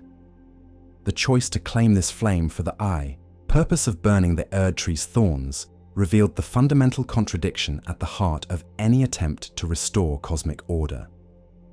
The very power needed to heal the world's wounds came from sources that the Golden Order had sought to eliminate or control. Progress required embracing forces that conventional wisdom deemed dangerous or heretical. Melina's sacrifice to kindle the flame demonstrated that even artificial beings could achieve forms of nobility that transcended their original programming. Her willing destruction in service of the Tarnished Champion's goals revealed depths of character that few had suspected in one who had appeared to be merely a helpful guide. The path through the burning Erdtree led to revelations that challenged everything the champion thought they understood about the nature of reality itself. Queen Marika's imprisonment within the tree's heart, her body pierced by golden spears, while Radagon's consciousness struggled to maintain cosmic order, presented a tableau of divine suffering that put all mortal pain into perspective. The final confrontation with Radagon revealed the full tragedy of a being torn between competing loyalties.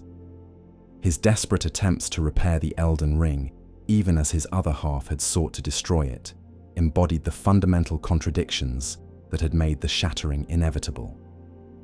Victory over this broken god cleared the way to face the true architect of the cosmic order. The Elden Beast, revealed in all its alien majesty, represented the greater will's power made manifest. This entity had traveled across the void to reshape reality according to cosmic principles that mortal minds could barely comprehend. Its defeat required not just martial prowess, but also the will to reject cosmic determinism in favor of mortal choice. Yet even victory over the Elden Beast presented choices rather than simple resolution. The shattered remains of the Elden Ring could be reforged in multiple ways, each representing a different vision of how reality should function. The decision of which ending to pursue would determine not just the fate of the lands between, but the nature of existence itself for ages to come. The Age of Fracture offered restoration through acceptance of imperfection, acknowledging that the flaws in the previous order were part of its essential nature. This path promised stability, but also the continuation of injustices that the Golden Order had perpetuated throughout its reign. The Age of Order sought to perfect the cosmic system by removing the sources of corruption and decay that had led to the shattering. Yet this purification came at the cost of eliminating the very diversity and unpredictability that gave life meaning and purpose. The blessing of despair promised an end to the cycle of suffering by embracing the inevitability of corruption and decay. This dark vision offered truth through acknowledgement of mortality's ultimate triumph over all attempts at transcendence. The Age of Stars represented the most radical departure from established cosmic order, replacing the greater will's authority with something entirely unprecedented. Princess Ranni's vision promised freedom from all outer gods' influence, but also uncertainty about what might emerge from such complete liberation. The Lord of Frenzied Flame ending offered the ultimate solution to cosmic suffering through the complete incineration of all existence. This path promised an end to pain through the elimination of everything capable of experiencing it, returning reality to the primordial state that had existed before consciousness emerged. Each choice carried profound implications that extended far beyond personal preference or immediate consequences. The Tarnished Champion's decision would echo through eternity, shaping the fundamental nature of reality for all who would come after. As our journey through this cosmic epic draws toward its conclusion, we see how individual choices and cosmic forces interweave to create narratives of staggering complexity and profound meaning. The story of Elden Ring reveals truths about power, sacrifice, love, and transcendence that resonate across the boundaries between fiction and reality. The characters we have encountered, from the mightiest gods to the humblest tarnished, demonstrate that greatness emerges not from divine favor or inherited power, but from the courage to make difficult choices when everything hangs in the balance. Their struggles illuminate the eternal tension between order and chaos, between security and freedom, between the comfort of predetermined fate and the terrifying responsibility of genuine choice. Choice. The weight of cosmic responsibility now rested upon mortal shoulders, as the tarnished who had risen from exile found themselves standing at the crossroads of eternity itself. The shattered fragments of the Elden Ring pulsed with potential energy, each piece containing within it the power to reshape the fundamental laws that governed existence. Yet with this ultimate prize within reach, the true magnitude of the choice ahead became devastatingly clear. Each ending represented not merely a political decision or personal preference, but a philosophical statement about the very nature of reality and consciousness. The champion who had overcome gods and monsters now faced a challenge that transcended physical combat, requiring wisdom that went beyond anything their journey had previously demanded. The path of restoration beckoned with familiar comfort, offering to rebuild the Golden Order while acknowledging the imperfections that had led to its downfall. This choice promised stability through acceptance of flawed systems, recognizing that perfection itself might be the enemy of sustainable order. The cracks that would remain in the reforged ring would serve as reminders that even divine constructs could not eliminate all sources of suffering or injustice. Those who chose this path understood that progress often came through gradual reform rather than revolutionary transformation. The Golden Order's fundamental principles retained value despite their imperfect implementation, and the wisdom gained through the shattering could inform better governance without requiring complete abandonment of established structures. Yet the very comfort of this familiar path raised questions about whether true healing was possible without more radical intervention. The same systemic flaws that had enabled the Night of Black Knives and the subsequent chaos might simply manifest in new forms unless addressed through more comprehensive transformation. The perfectionist approach offered an alternative that sought to address these concerns through purification and refinement. By removing the sources of corruption and decay that had plagued the previous order, this path promised to create a cosmic system immune to the weaknesses that had destroyed its predecessor. Every flaw would be eliminated, every source of discord purged. Advocates of this approach argued that half measures had proven insufficient, that only through complete purification could lasting stability be achieved. The suffering caused by the shattering demonstrated the terrible cost of tolerating imperfection within cosmic structures, justifying extreme measures to prevent future catastrophes. However, the price of such perfection raised troubling questions about the value of diversity and individual choice within the perfected order. The very characteristics that made existence vibrant and meaningful might be classified as flaws requiring elimination, creating a sterile paradise that preserved life while destroying everything that gave it purpose. The embrace of despair represented a radically different philosophical stance, one that found truth in acknowledging the ultimate triumph of entropy over all attempts at transcendence. Rather than fighting against the inevitable decay that claimed all things, this path sought wisdom through acceptance of corruption as the fundamental truth underlying all existence. This dark vision possessed a terrible honesty that cut through the comfortable illusions that other paths maintained. The cycle of rise and fall that had claimed every previous cosmic order would continue regardless of mortal intervention, making all attempts at permanent solution exercises in futility. Better to embrace this truth than to perpetuate false hopes that would only lead to greater suffering. Yet the nihilism inherent in this approach raised questions about whether acknowledgement of ultimate futility necessarily required abandonment of all attempts at improvement. Even if perfect solutions remained impossible, temporary alleviations of suffering might still possess value that justified continued effort. Princess Ranni's vision of stellar governance offered perhaps the most radical departure from all previous cosmic arrangements. Her Age of Stars promised liberation not just from the greater will's authority, but from the entire concept of outer god dominion over mortal affairs. This represented freedom in its purest form, the complete rejection of predetermined cosmic hierarchy in favor of self-determination. The appeal of such total liberation resonated powerfully with those who had witnessed the suffering caused by competing divine visions. If outer gods inevitably brought conflict and corruption, then perhaps the only solution lay in rejecting their influence entirely. Mortals would chart their own course through the cosmos, accepting responsibility for their choices without seeking validation from transcendent authorities. However, the uncertainty inherent in such unprecedented freedom carried its own risks. The cosmic order that Ranni sought to overthrow had at least provided structure and meaning, even if imperfect. Complete liberation might lead not to enlightenment but to chaos, as beings struggle to create purpose without external guidance. The path of the frenzied flame presented the ultimate solution through ultimate destruction, offering to end all suffering by eliminating everything capable of experiencing it.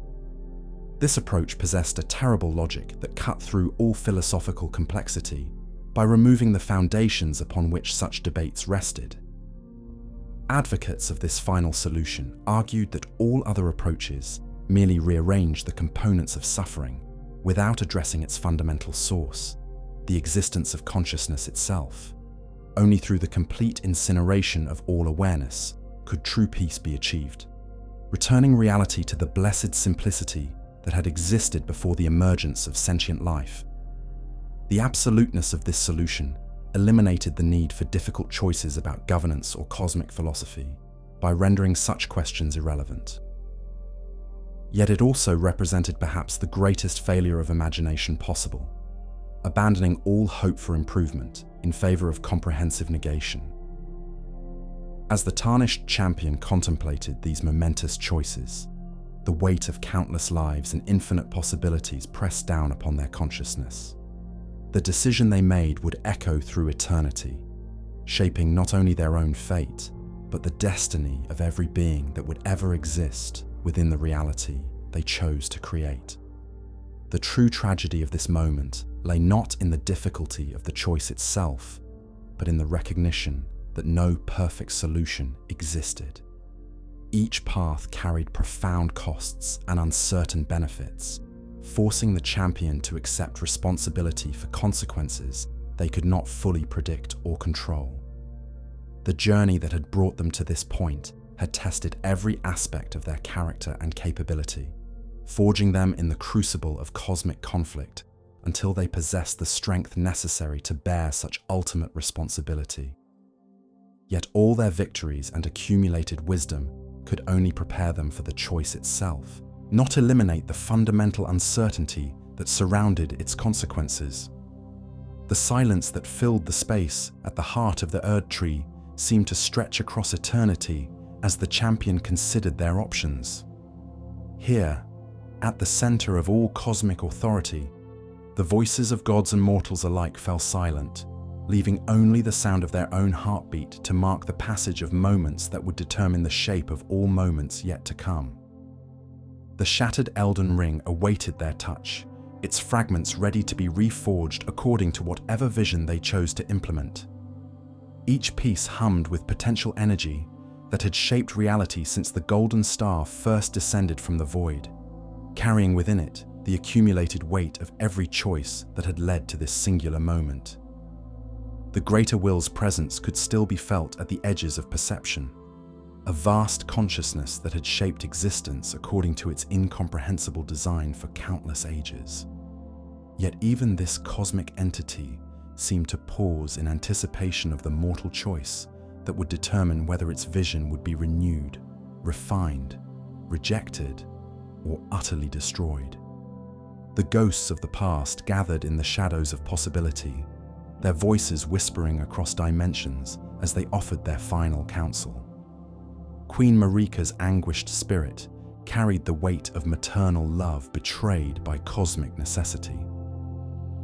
Radagon's fractured consciousness struggled between loyalty and liberation. The fallen demigods bore witness to the costs of unchecked ambition and the price of divine heritage. Even the humblest spirits had their part to play in this cosmic symphony of choice. The merchants who had suffered beneath the capital spoke for all those whom the Golden Order had failed to protect. The soldiers who had died in countless wars bore testimony to the cost of maintaining cosmic stability through mortal sacrifice. The scholars who had pursued forbidden knowledge whispered of truths that official doctrine had refused to acknowledge.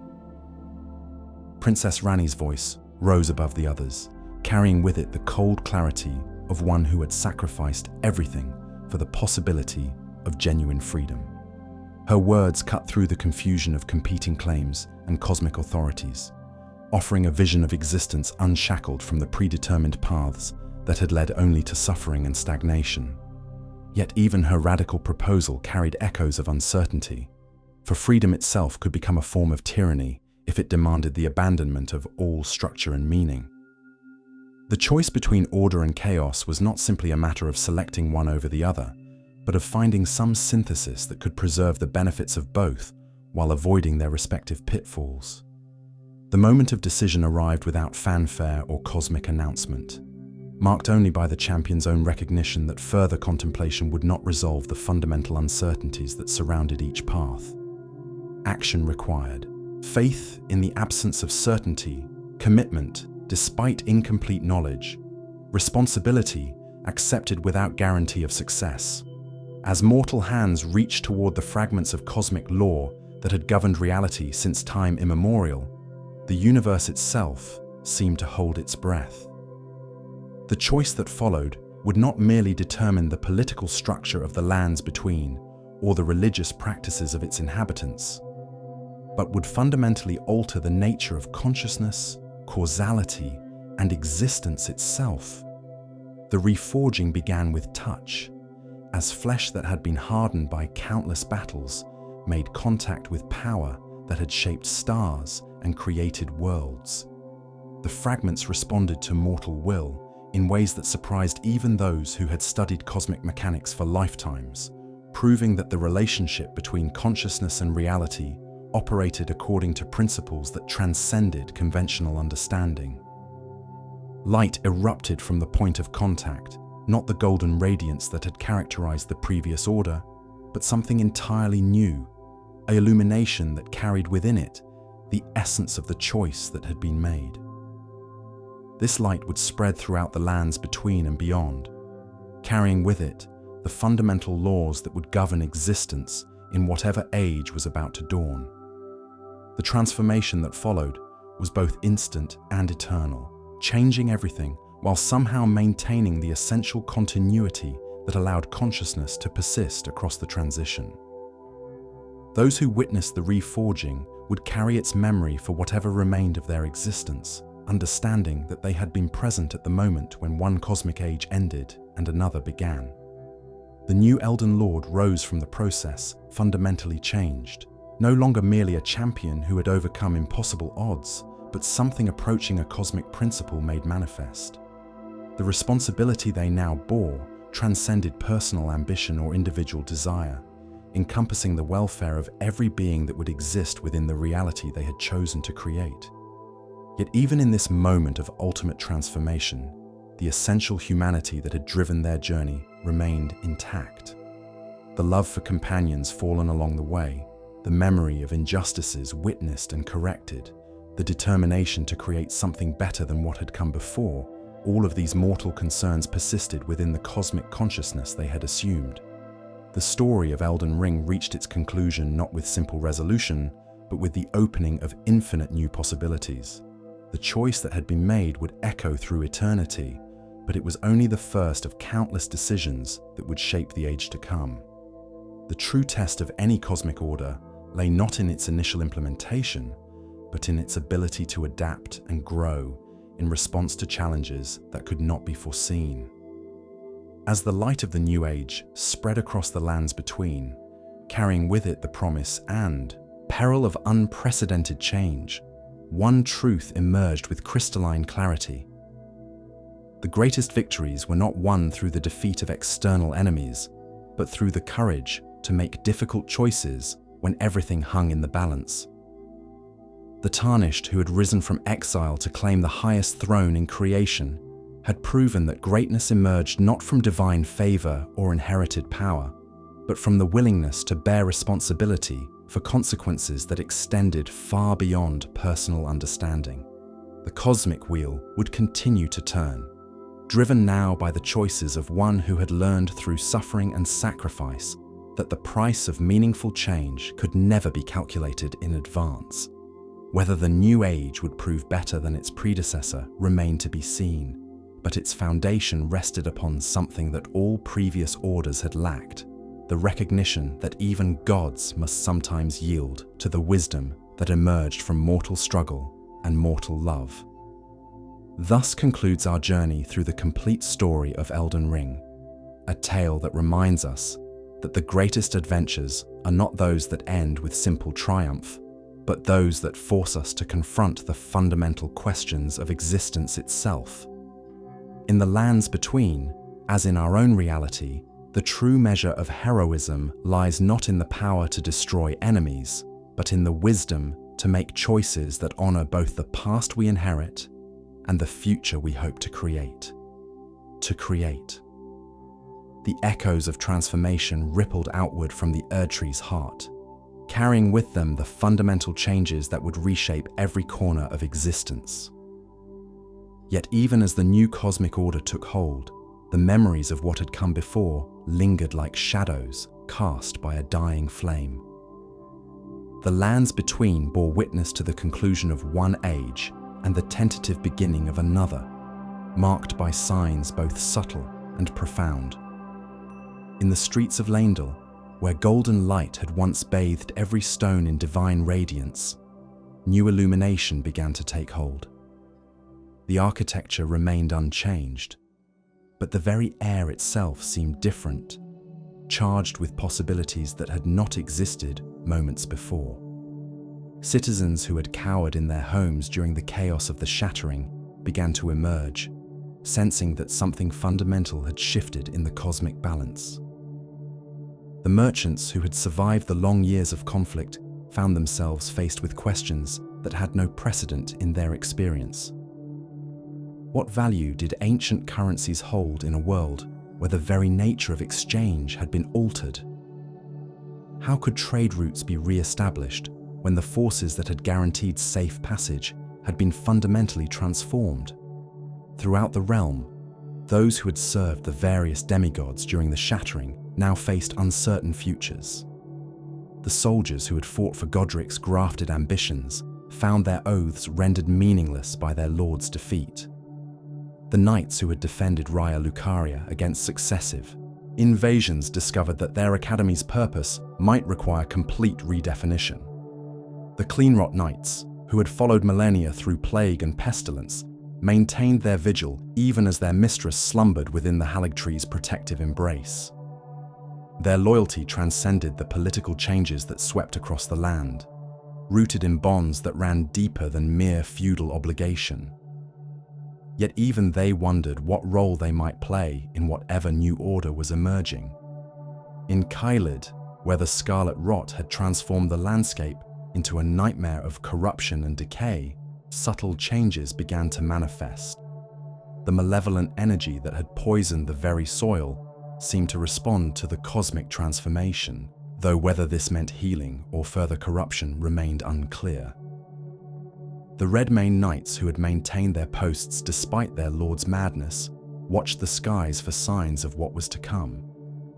The crystalline formations that had grown throughout the region in response to the Rot's influence began to emit different frequencies of light, creating harmonics that had never been heard before. Some interpreted these phenomena as harbingers of hope, while others saw them as warnings of changes that mortal minds could not fully comprehend. the underground realms beneath the lands between experienced their own forms of transformation. In the Eternal Cities, where the Nox had once pursued their blasphemous ambitions, ancient mechanisms began to stir with renewed purpose. The silver tears that had replaced the original inhabitants seemed to respond to cosmic currents that flowed through dimensions previously sealed away. Deep in the catacombs, where the dead had once returned peacefully to the Erdtree's embrace, those who live in death felt the tremors of change in ways that transcended physical sensation. The death root that had spread through the realm's foundations pulsed with energies that spoke of endings and beginnings existing simultaneously. Gurank, the beast clergyman who had once been Malekith, found himself facing questions about his continued purpose in a world where the cosmic order he had served might no longer require his particular form of guardianship. The destined death that he had contained within his very being responded to the transformation in ways that challenged his understanding of his own nature. In the volcanic depths of Mount Gelmir, Rykard's serpentine form coiled through chambers that echoed with the reverberations of cosmic change. The god-devouring serpent's hunger remained unabated, but the very concept of what could be devoured had shifted in ways that challenged even his blasphemous appetite. The man-serpents who served the Lord of Blasphemy found their understanding of consumption and transformation evolving in response to new cosmic principles. Their rituals, once focused on the simple act of devouring enemies, now required adaptation to realities that operated according to previously unknown laws. In the hidden depths beneath Lendl, where Mog had established his dynasty of blood, the formless mother's influence manifested in new and unexpected ways. The accursed blood that had marked her followers began to respond to cosmic currents that flowed from sources beyond her traditional domain. Mikella's cocoon, which had remained dormant despite all of Mog's efforts to awaken the slumbering Empyrean, showed signs of activity that suggested the cosmic transformation had penetrated even into the deepest sanctuaries. Whether this meant liberation or further entrapment remained unclear, but change was undeniably occurring. The Albinaurics, who had sought refuge in various corners of the realm, found themselves experiencing transformations that went beyond their usual life cycle patterns. These artificial beings, created through means that bridged magic and science, seemed particularly sensitive to the new cosmic frequencies that permeated reality. Latena, the Albinauric archer, whose journey had intersected with the Tarnished Champion's quest, felt currents of change flowing through her consciousness in ways that challenged her understanding of her own artificial nature. The wolf spirit that had accompanied her began to exhibit behaviors that suggested awareness of cosmic shifts beyond normal animal perception. The misbegotten, those tragic creatures who bore the marks of the ancient crucible, experienced changes that spoke to their primordial origins. The features that had marked them as outcasts in the previous order began to resonate with new forms of cosmic energy, suggesting that their time of exile might be drawing to a close. In the ruins of Farum Azula, where time itself seemed to flow according to different principles, the transformation manifested as shifts in the temporal currents that had isolated the crumbling city from normal causality. The beastmen who inhabited these floating ruins found their ancient rituals responding to cosmic forces that had been dormant for countless ages. The dragons who had survived the wars against the Golden Order felt the change in their very scales, as the gravel stone that protected them began to resonate with frequencies that spoke of power redistributed rather than simply transferred. Lanciax, who had once taken human form to serve as priestess of the ancient dragon cult, found herself contemplating new forms of communion between species. Throughout the lands between, the minor spirits and creatures that had populated the realm's hidden corners began to exhibit new behaviors. The spirit jellyfish that drifted through ruins and graveyards started following migration patterns that seemed to respond to cosmic currents rather than seasonal changes. The land octopi that had claimed various territories began constructing formations that resembled astronomical instruments. The merchants who had survived the persecution that had given birth to the frenzied flame found themselves at a crossroads that transcended their personal grievances. The cosmic transformation offered possibilities for reconciliation and healing, but also the potential for new forms of conflict based on principles they had yet to understand. Even the most humble creatures felt the weight of change pressing upon their consciousness. The sheep that grazed in fields around abandoned settlements began to arrange themselves in patterns that mirrored celestial configurations. The crabs that scuttled through tidal pools started building structures that seemed to serve purposes beyond simple shelter. In the libraries and scriptoriums that had survived the chaos of the shattering, scholars began documenting phenomena that challenged their existing frameworks of understanding. The very ink they used to record their observations seemed to respond to cosmic influences, sometimes revealing information that the writers had not consciously intended to include. The finger readers, those ancient interpreters of divine will, found their abilities fundamentally altered by the cosmic transformation. The messages they received from cosmic sources now carried meanings that required new forms of interpretation, forcing them to develop entirely different approaches to their sacred calling. Brother Corinne, the scholar monk whose faith had been tested by revelations about the Golden Order's true nature, discovered that his understanding of fundamental theology required complete reconstruction. The incantations he had memorized began to manifest effects that differed from their traditional expressions, suggesting that the very relationship between faith and power had been altered. In the Church of Vows, where Radagon and Rennala had once pledged their union, the statue of the departed Elden Lord began to exhibit properties that suggested the cosmic transformation had affected even symbolic representations of past events. Pilgrims who came seeking absolution for their sins found the rituals of forgiveness operating according to new principles that challenged traditional concepts of redemption. The rune bears that had terrorized travelers throughout the realm began to exhibit new forms of behavior that suggested heightened awareness of cosmic forces. These massive creatures, already formidable in their natural state, seemed to be developing capabilities that transcended their previous limitations. The spectral warriors who haunted battlefields throughout the lands between found their existence affected by changes in the cosmic laws that governed the boundary between life and death. Some discovered new forms of peace that allowed them to move beyond their eternal conflicts, while others found themselves bound to the world by different forms of obligation. The implications of these changes extended far beyond the immediate transformation of individual beings and locations. The very nature of magic itself seemed to be evolving in response to the new cosmic order. Sorceries that had once drawn their power from the Academy's understanding of stellar influences now required adaptation to realities where celestial mechanics operated according to different principles.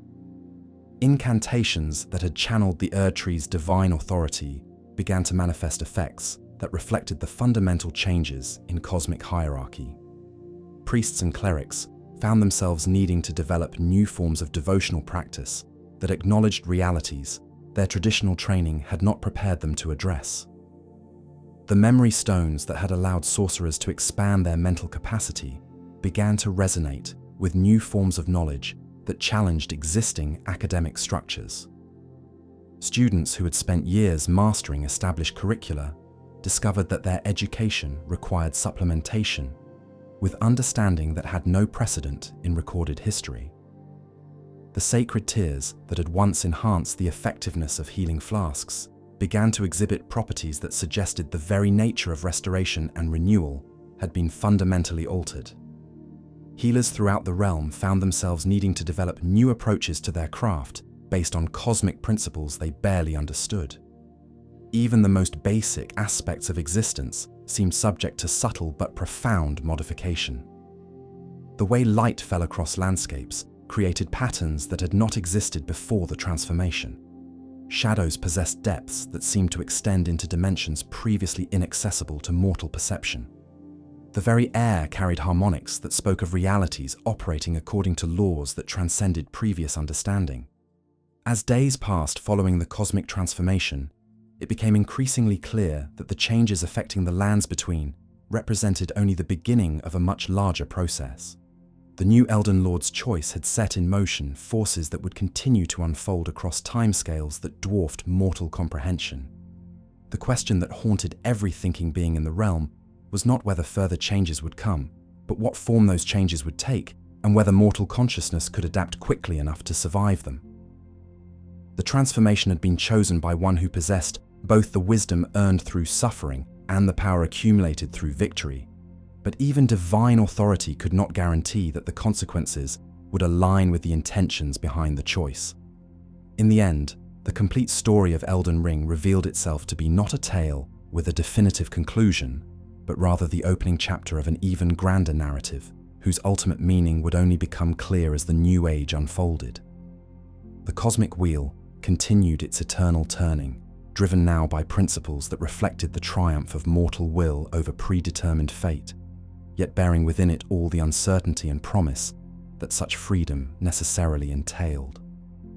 The lands between had been transformed, but transformation itself had become the only, constant in a reality where every choice carried the potential to reshape the fundamental nature of existence. The age of the Erdtree had ended, but what would replace it remained to be written by those brave enough to embrace the responsibility of conscious choice in a cosmos no longer bound by the certainties of divine decree. The transformation that rippled through reality carried with it whispers of possibilities that no previous age had dared to contemplate. In the furthest reaches of the lands between, where ancient boundaries had once marked the limits of known existence, new territories began to manifest as cosmic geography responded to the fundamental shifts in universal law. These emerging lands bore no resemblance to anything that had existed during the Golden Order's reign. Here, the very concept of space operated according to principles that challenged mortal understanding. Mountains grew downward into skies that stretched beneath the earth, while forests of crystalline trees sang harmonies that existed in dimensions previously sealed away from conscious perception. The few explorers brave enough to venture into these nascent realms returned with accounts that strained credibility. They spoke of creatures whose forms shifted between states of matter with each breath, of structures that existed in multiple locations simultaneously, and of phenomena that suggested the boundary between thought and reality had become permeable in ways that previous cosmic order had strictly forbidden. Among these pioneers was a small band of former Cuckoo soldiers who had abandoned their mercenary ways following the Academy's reconciliation with the Carian royal family. Led by a knight whose name had been forgotten in the chaos of the Shattering, they had chosen exile over service to institutions they no longer trusted, seeking meaning in territories where the old rules no longer applied. Their journey through the transformed landscape revealed how completely the cosmic transformation had altered the fundamental nature of existence. Rivers flowed upward towards sources that existed in parallel dimensions, while gravity itself seemed to respond to emotional states rather than physical mass. The very air they breathed carried nutrients that sustained them in ways that transcended biological necessity. In one remarkable encounter, they discovered a grove where the trees bore fruit that contained memories rather than seeds. These memories, harvested from beings who had lived and died across countless ages, offered sustenance that nourished the soul while providing glimpses into experiences that spanned the entirety of cosmic history. The knight who led this expedition found himself particularly drawn to one memory fruit that pulsed with golden light, reminiscent of the old Erdtree's radiance. Upon consuming it, he experienced the recollections of a Golden Order foot soldier who had died defending Leyndell during the early stages of the Shattering. The memory was so vivid and complete that for a moment he existed simultaneously as himself and as the fallen warrior. This experience revealed one of the most profound changes wrought by the cosmic transformation. The barriers between individual consciousness had become permeable in ways that allowed for forms of empathy and understanding previously impossible. The isolation that had characterized mortal existence throughout previous ages was giving way to connections that transcended the boundaries of self and other.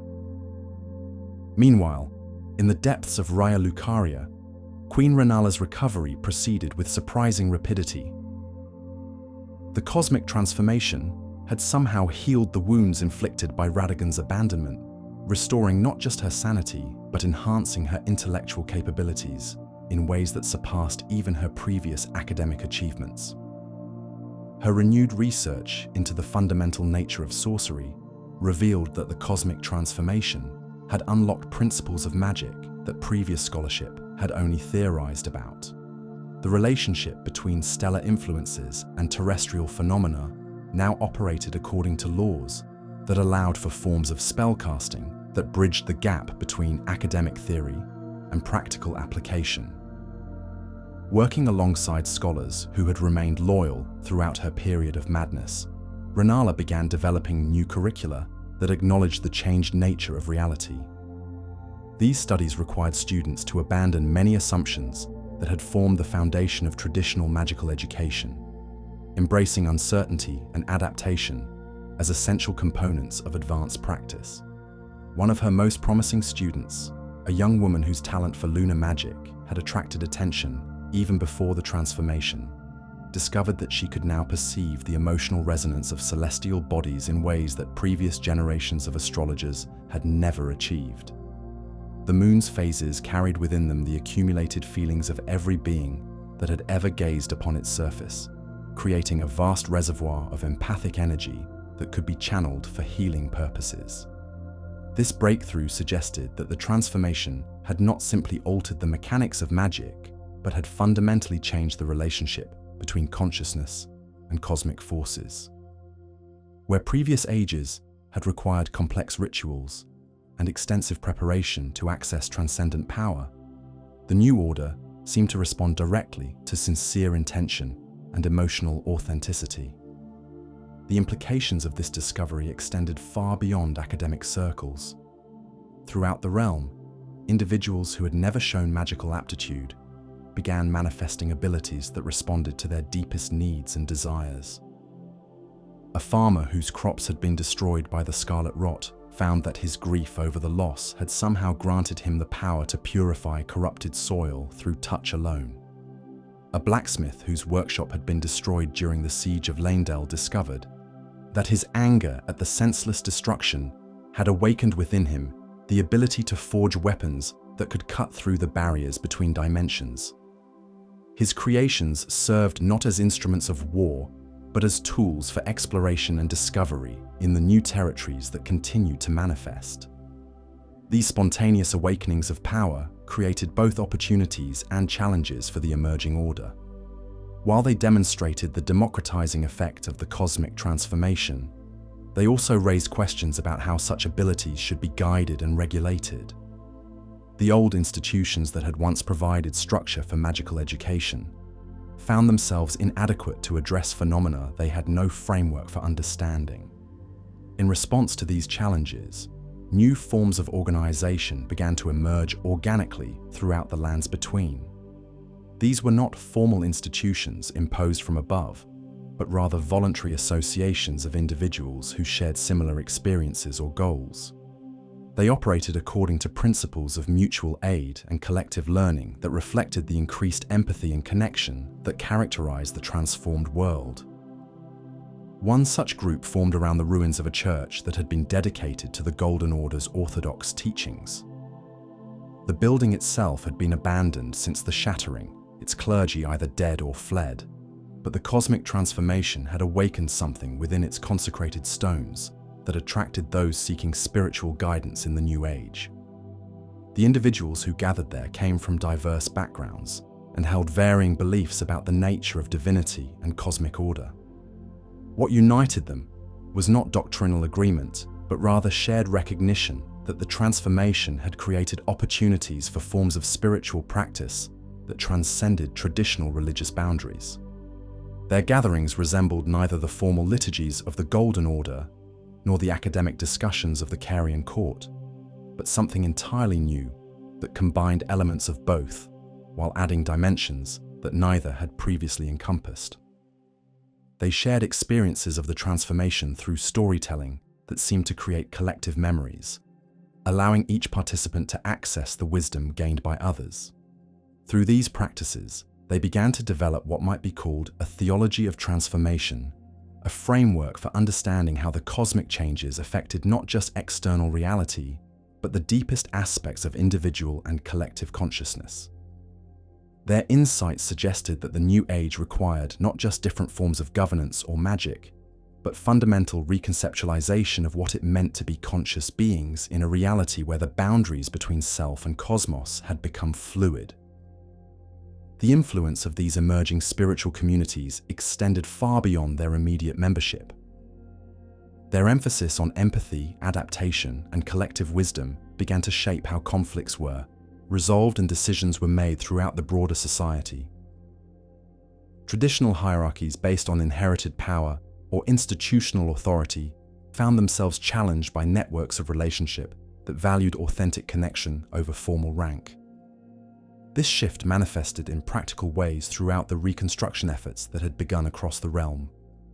Rather than simply rebuilding structures according to their previous designs, communities began creating new forms of architecture that reflected the changed nature of existence.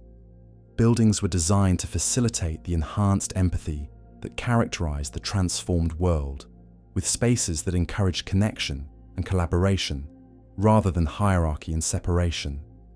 The city of Leyndell became a particularly striking example of this architectural evolution, where the old capital had been designed to project the power and authority of divine rule. The emerging structures emphasized accessibility and inclusion. The golden decorations that had once symbolized the greater will's dominion were gradually replaced with materials that seemed to respond to the emotions and intentions of those who encountered them.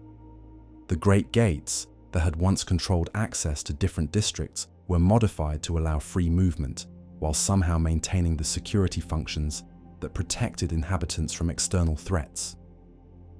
This was achieved not through traditional fortification, but through subtle applications of the new magical principles that made aggressive intentions visible to observers, while leaving peaceful visitors completely unimpeded.